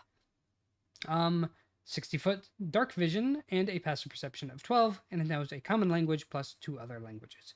Incorporeal movement, it can squeeze through areas and objects as if it were difficult terrain, but they take 5 force damage if they end their turn inside the object, and they have sunlight sensitivity. They have the life drain, which is a plus 6 to hit, doing 21 necrotic damage. If the Oh, target is a creature, its hit point okay. maximum decreases by an amount equal to the damage taken. Big health chunks. Yeah. It's not I think tough, that's but it's cool. going to whittle you down faster. Create Spectre. A Mhm. Wraith creates a humanoid corpse within 10 feet of itself that has died for no longer than 1 minute. The creature's spirit rises as a specter in the space of the corpse or in the nearest unoccupied space. The specter is under the Wraith's control. The Wraith can have no more than 7 specters under its control at a time. Mhm. Do we want to put it with the other one? Because it kind of, I mean, it does do big damage with that drain, and it also has that unique. Do we think it's another B? I think so. Like, I think that's reasonable. But the Okay, Wraith, we have Wormling. It's basically just baby dragon. They're very little guy. they are a little It's guy. it's just a baby dragon. I think that's cool as hell, to be honest, but like on their own they're just not doing much. Like it's just a dragon, but make it like itty bitty baby. Yeah, no, me and like a team of 3 other level 3s took on 3 Wormlings and survived. They are not tough. Yeah, so on their own I'd say B because like they're interesting. They're almost a dragon, but like there's not too much going on. I guess that could be C too. I think C, yeah. No, it's a dragon, but also it's like, oh, it's Yeah, like the worst version of a dragon, other than like a pretty pseudo much. dragon, but pseudo dragons have cool, unique stuff.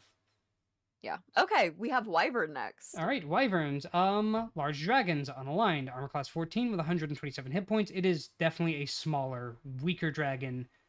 80-foot fly with a 30-foot walk. Plus 4 perception. It's honestly not that smart either. 5 intelligence, 6 charisma, but everything else is Ooh. a 10 or above. Plus 4 Okay, perception. well, So it's like a dragon, but smaller and less intelligent. yeah. Dark vision of 120 feet with a passive perception of 14. It's at least decently aware of its surroundings. It has a multi attack with 1 bite and 1 sting attack. The bite is a plus 7 to hit, dealing 13 piercing damage. And the sting is a plus 7 to hit with a 10-foot reach. And it does 11 piercing damage and 24 poison damage. And the target has the poison condition until the start of the wyvern's next turn. I honestly kind of think it's a D. Like there's just not It's anything new or fun to it.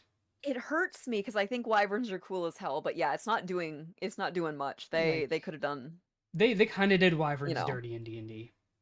Like it Yeah. could be a dragon, different but equal in its own unique, interesting ways, but it's just But a they did worse not do dragon. that. It's dragon but worse. I see Okay. Yeti. That one's gonna be fun to read. Okay, so I got the Zorn. I'm gonna do the big Zorn because that's what it shows in the image. So large elemental, it's neutral. AC 19, and that is natural armor. Speed is 20 feet, burrow 20 feet, so just 20 feet. Oh, HP 103, sorry. A good amount of health. Skills, perception. What was that? A good amount of health. Yeah, yeah. Perception +6, stealth +3. Resistances is piercing and slashing from non-magical attacks that aren't adamantine. Oh. Senses, dark vision 60 feet, tremor sense 60 feet, passive perception 16. So, like, its perception is good. It might be very slow, but the perception's good. Languages are Terran. CR is just 8. I say just 8. 8. It's 8. It's 8. Traits are Earth Glide. It can burrow through non-magical unworked earth and stone. While doing so, it does not disturb the material that it moves through. Stone Camouflage. It has advantage on dexterity stealth checks made to hide in rocky terrain. Treasure Sense. It can pinpoint by scent the location of precious metals and stones, such as coins and gems, within 60 feet of it, which is interesting. Actions. Makes 3 claw attacks and 1 bite attack. Bite does +8, reach is 5, hit is 22 piercing. Claw is +8, reaches 10 feet, 9 slashing. That's it. So it's kind of got that unique thing with, like, sensing the metal and, like, being able to move through the earth, but, like, as far as being an opponent, it's not especially interesting at all, in my opinion. We have a dozen, like, tunneling enemies that are more interesting. C to D. C to D? I think What do a you D. think? Like, I don't... Yeah. I don't think it's cool enough to pull itself up to C. We got a Yeti. So, let me get ready for the Yeti. Mhm. It is a large monstrosity. Chaotic Evil. Oh, that's a bit mean. Ooh. Armor class 12. Hit points 51. Not particularly a tough one either. But you know what? It is basically giant monkey, so Mhm. that's fair. Speed 40 feet with a 40-foot climb. It's decently quick though, with an 18 strength, 13 dexterity, 16 con, 8 intelligence, 12 wisdom, and 7 charisma. It can probably be reasoned with. Persuasion +5, stealth +5. Something that big should not be that sneaky. Okay. Immunities, cold. Who would have thought it? Senses, Crazy. wild. Dark vision, 60 feet with a passive perception of 15. Decently observant, and it speaks Yeti. Who would have thought it? CR3. Trait, Fear Fire. The Yeti takes fire damage. It has disadvantage on attack rolls and saving throws until the end of its next turn.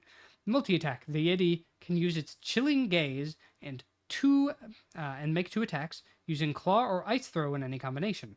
Claw is a +6 to hit, 5-foot reach, 7 slashing damage, and 3 cold damage. Ice Throw, range +6 to hit, with an effective range of 30 feet and 120-foot maximum range.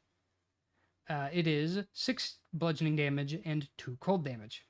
Chilling Gaze, Constitution saving throw, DC 13. It targets one creature the Yeti can see within 30 feet. On a failure, it takes 5 cold damage, and the target has the paralyzed condition until the start of the Yeti's next turn, unless the target has immunity to cold damage.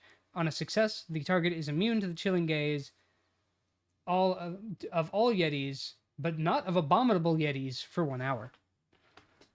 Okay. I mean, the Fear Fire does kind of add some fun to it, but fire is like the most common spell damage. And it's kind of what you'd expect from a Yeti, too. I don't think it's making any fun twists or turns on a Yeti. No, I mean, it's...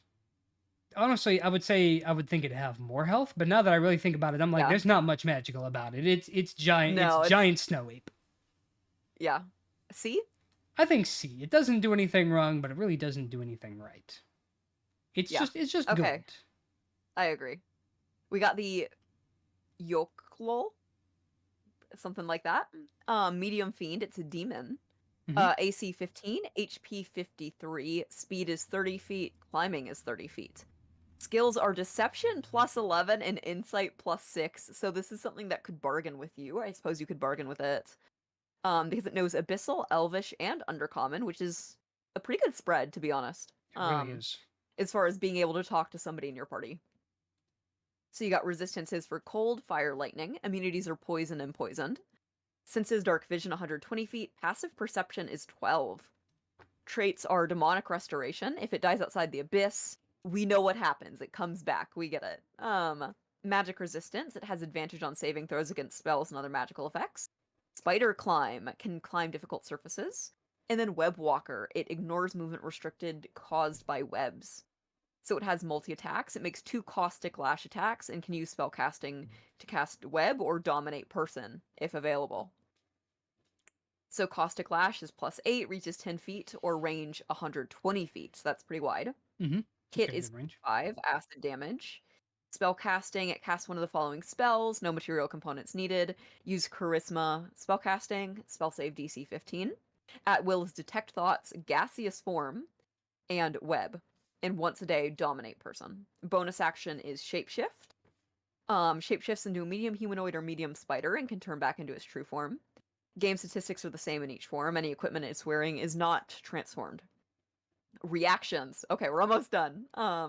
Toxic Escape. It is hit by an attack roll. Response. It halves the attack's damage to itself, rounded down, and teleports to an unoccupied space it can see within 30 feet. Constitution throw is DC 15. Each creature within 5 feet of its destination space. Failure. It has the poison condition until the end of its next turn. When poisoned, it has the incapacitated condition. So it's got, I'd say, some interesting things. I'm not sure if that's enough to save it from C tier, though. It kind of sounds like Haunted Spider Tree, and I kind of dig it. If it's weird to say, I think it could edge in the B. Okay. Like it's got some fun uniqueness that I wasn't ready. I was looking at it and I was like, oh, tree monster, and I'm like, oh, it spits webs. It can turn into a spider. That's fair. That's fair. That's fair. It does have the shapeshifting, especially. Okay. Yuan-ti Malison. There are like 3 types, and so I just chose type 1. Okay, cool. I don't know if there's a difference between them, but I'm just going to go with type 1. All good. Because, all good. You know, to specify. It's the top one. It's the top one. Medium Monstrosity, Neutral Evil, armor class of 12 with 66 hit points. 30-foot walk speed, 30-foot climb speed, but only in snake form. Stealth of +4, but it's a +6 when it's in stealth form. It's immune to poison and being poisoned. It has 60-foot dark vision with a passive perception of 13. It knows Abyssal, Common, and Draconic. Strange spread of languages, but okay. It is a CR3. There you go. Magical resistances. We know what magical resistance is. Multi-attack. You can make 2 attacks using Bite or Poison Ray in any combination. And it can use its spellcasting to cast Suggestion if available. Bite, +5 to hit, 5-foot reach, does 5 piercing damage and 7 poison damage. Ray of Poison, only if it's in Yang-Ti form. It is a ranged attack, +5 to hit, 120-foot range, with 12 poison damage, but neither of them inflict the poison status effect. Spellcasting, only in Yuan-ti form. The Yuan-ti cast one of the following spells requiring no material components and using Wisdom as its spellcasting ability modifier DC 13 save. Okay. At will, animal friendship, but with snakes only. And twice a day. Okay, that's kind of funny. That is kind of funny. Only snakes. Look, you can talk to animals, but only snakes. Only snakes. Only snakes. But twice a day, it can cast Suggestion. Bonus action. Shapeshift. The Yuan-ti can shapeshift between a medium snake or return to its true form. If it dies, it stays in its current form. The Yuan-ti's game statistics are the same in each form except when noted, and the equipment wearing or carried isn't transformed. Mm-hmm. I mean, it can turn between snake and Yuan-ti, and it's got unique abilities for either one. Like, it's stealthier, and it's just generally like better at sneaking up on you in snake form, but it does have more attack options in Yuan-ti form. Mm-hmm. I'm feeling a C. I'm just not feeling one way or another to it. I mean, oh boy, where did I stick it? But yeah, no, I agree. That's another C. The only speaks to snakes, however, is kind of funny, and I kind of love it, but I don't think it saves it. That. And okay, well, I don't last know what one. on mine, so that's okay. Last one, the zombie. ZMB. Take it away. And then we're done. Oh, I found it. Wait, we said C. Let me stick it there real quick. Okay. So, medium undead, neutral evil. Initiative is -2, actually. That's funny. AC is 8, HP is just 15, speed is just 20 feet, which is more than I'd expect from a zombie, I guess. But anyway. Immunities are poisoned, exhaustion and poisoned. Senses are darkness, or dark vision for 80 feet. Sorry, 60 feet. Woo. Passive perception is 8. Languages it understands common, +1 language, but can't speak, which is kind of interesting, but still a zombie. CR is just 1/4. Traits Undead Fortitude. If damage reduces the zombie to 0 hit points, it makes a Constitution saving throw. DC 5 plus damage taken, unless the damage is radiant or from a critical hit. On a success, it drops to 1 hit point instead, which is kind of cool. Okay, yeah. Actions Slam. Melee attack +3, reaches 5 feet. Hit is 5 bludgeoning damage. So like it's a pretty standard zombie, but like I think that like the like can be revived from 0 HP or at least make the saving throw is like making it a C. I say C just because it seems like a better version of a skeleton, and we have skeleton at D. Yeah. So we both agreed without even saying anything. C. C. There we go. We did finished it Holy somehow. crap.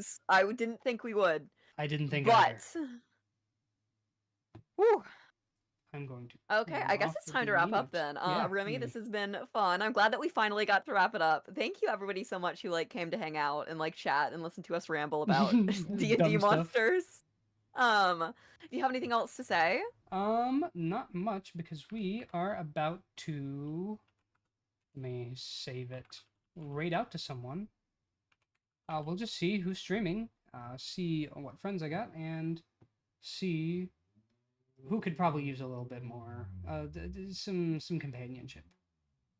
But it was nice, of course, and to do this list with you, and we definitely have to like play some tabletop role-playing games at some point. Indeed.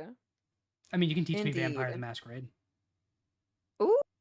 If you can gather fair. other players, I would be willing to learn the system. You just have to be patient. We'll see when I have time, to be honest. That's the question mark. It's when do people have time? But I probably won't raid. I have to. My back is hurting me. I have to go. No, you're perfectly fix that fine. up, Go so- right ahead. I'm gonna raid out to someone and then go do what I gotta do. Yep. All right. So thank you everybody once again. It was nice seeing you. I hope you all have a wonderful rest of your day. For Remy's raid, I hope that it goes well. And otherwise, I hope to see you guys next time. Thank you. Bye-bye. All right, you take it easy. And let's see who we raid out to. All right. I'll have a good one, Remy. Good to see you. All right, good to see you. You too. You take it easy. Mm-hmm.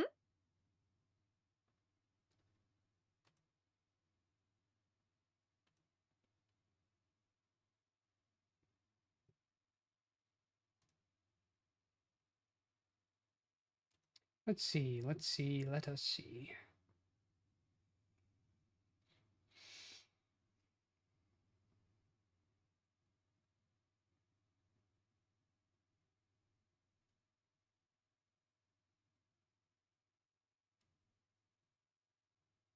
I don't think we've raided out to Cloud Drop before. Who would be a fun person to raid out to?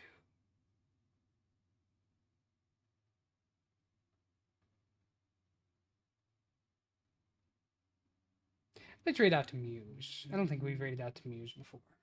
That's crazy. Yeah, no, she is tired. And I have a thing to do pretty soon, so we just had to like wrap that up as quick as we could. We're gonna raid out to Muse, and it looks like Muse is collaborating with Little Nicto. I mean, I think I've seen him before. He's got a dope mod. So, remember, it's Goat Gang raid. It's Goat Gang. Let's do it. All right. Ready? And raid.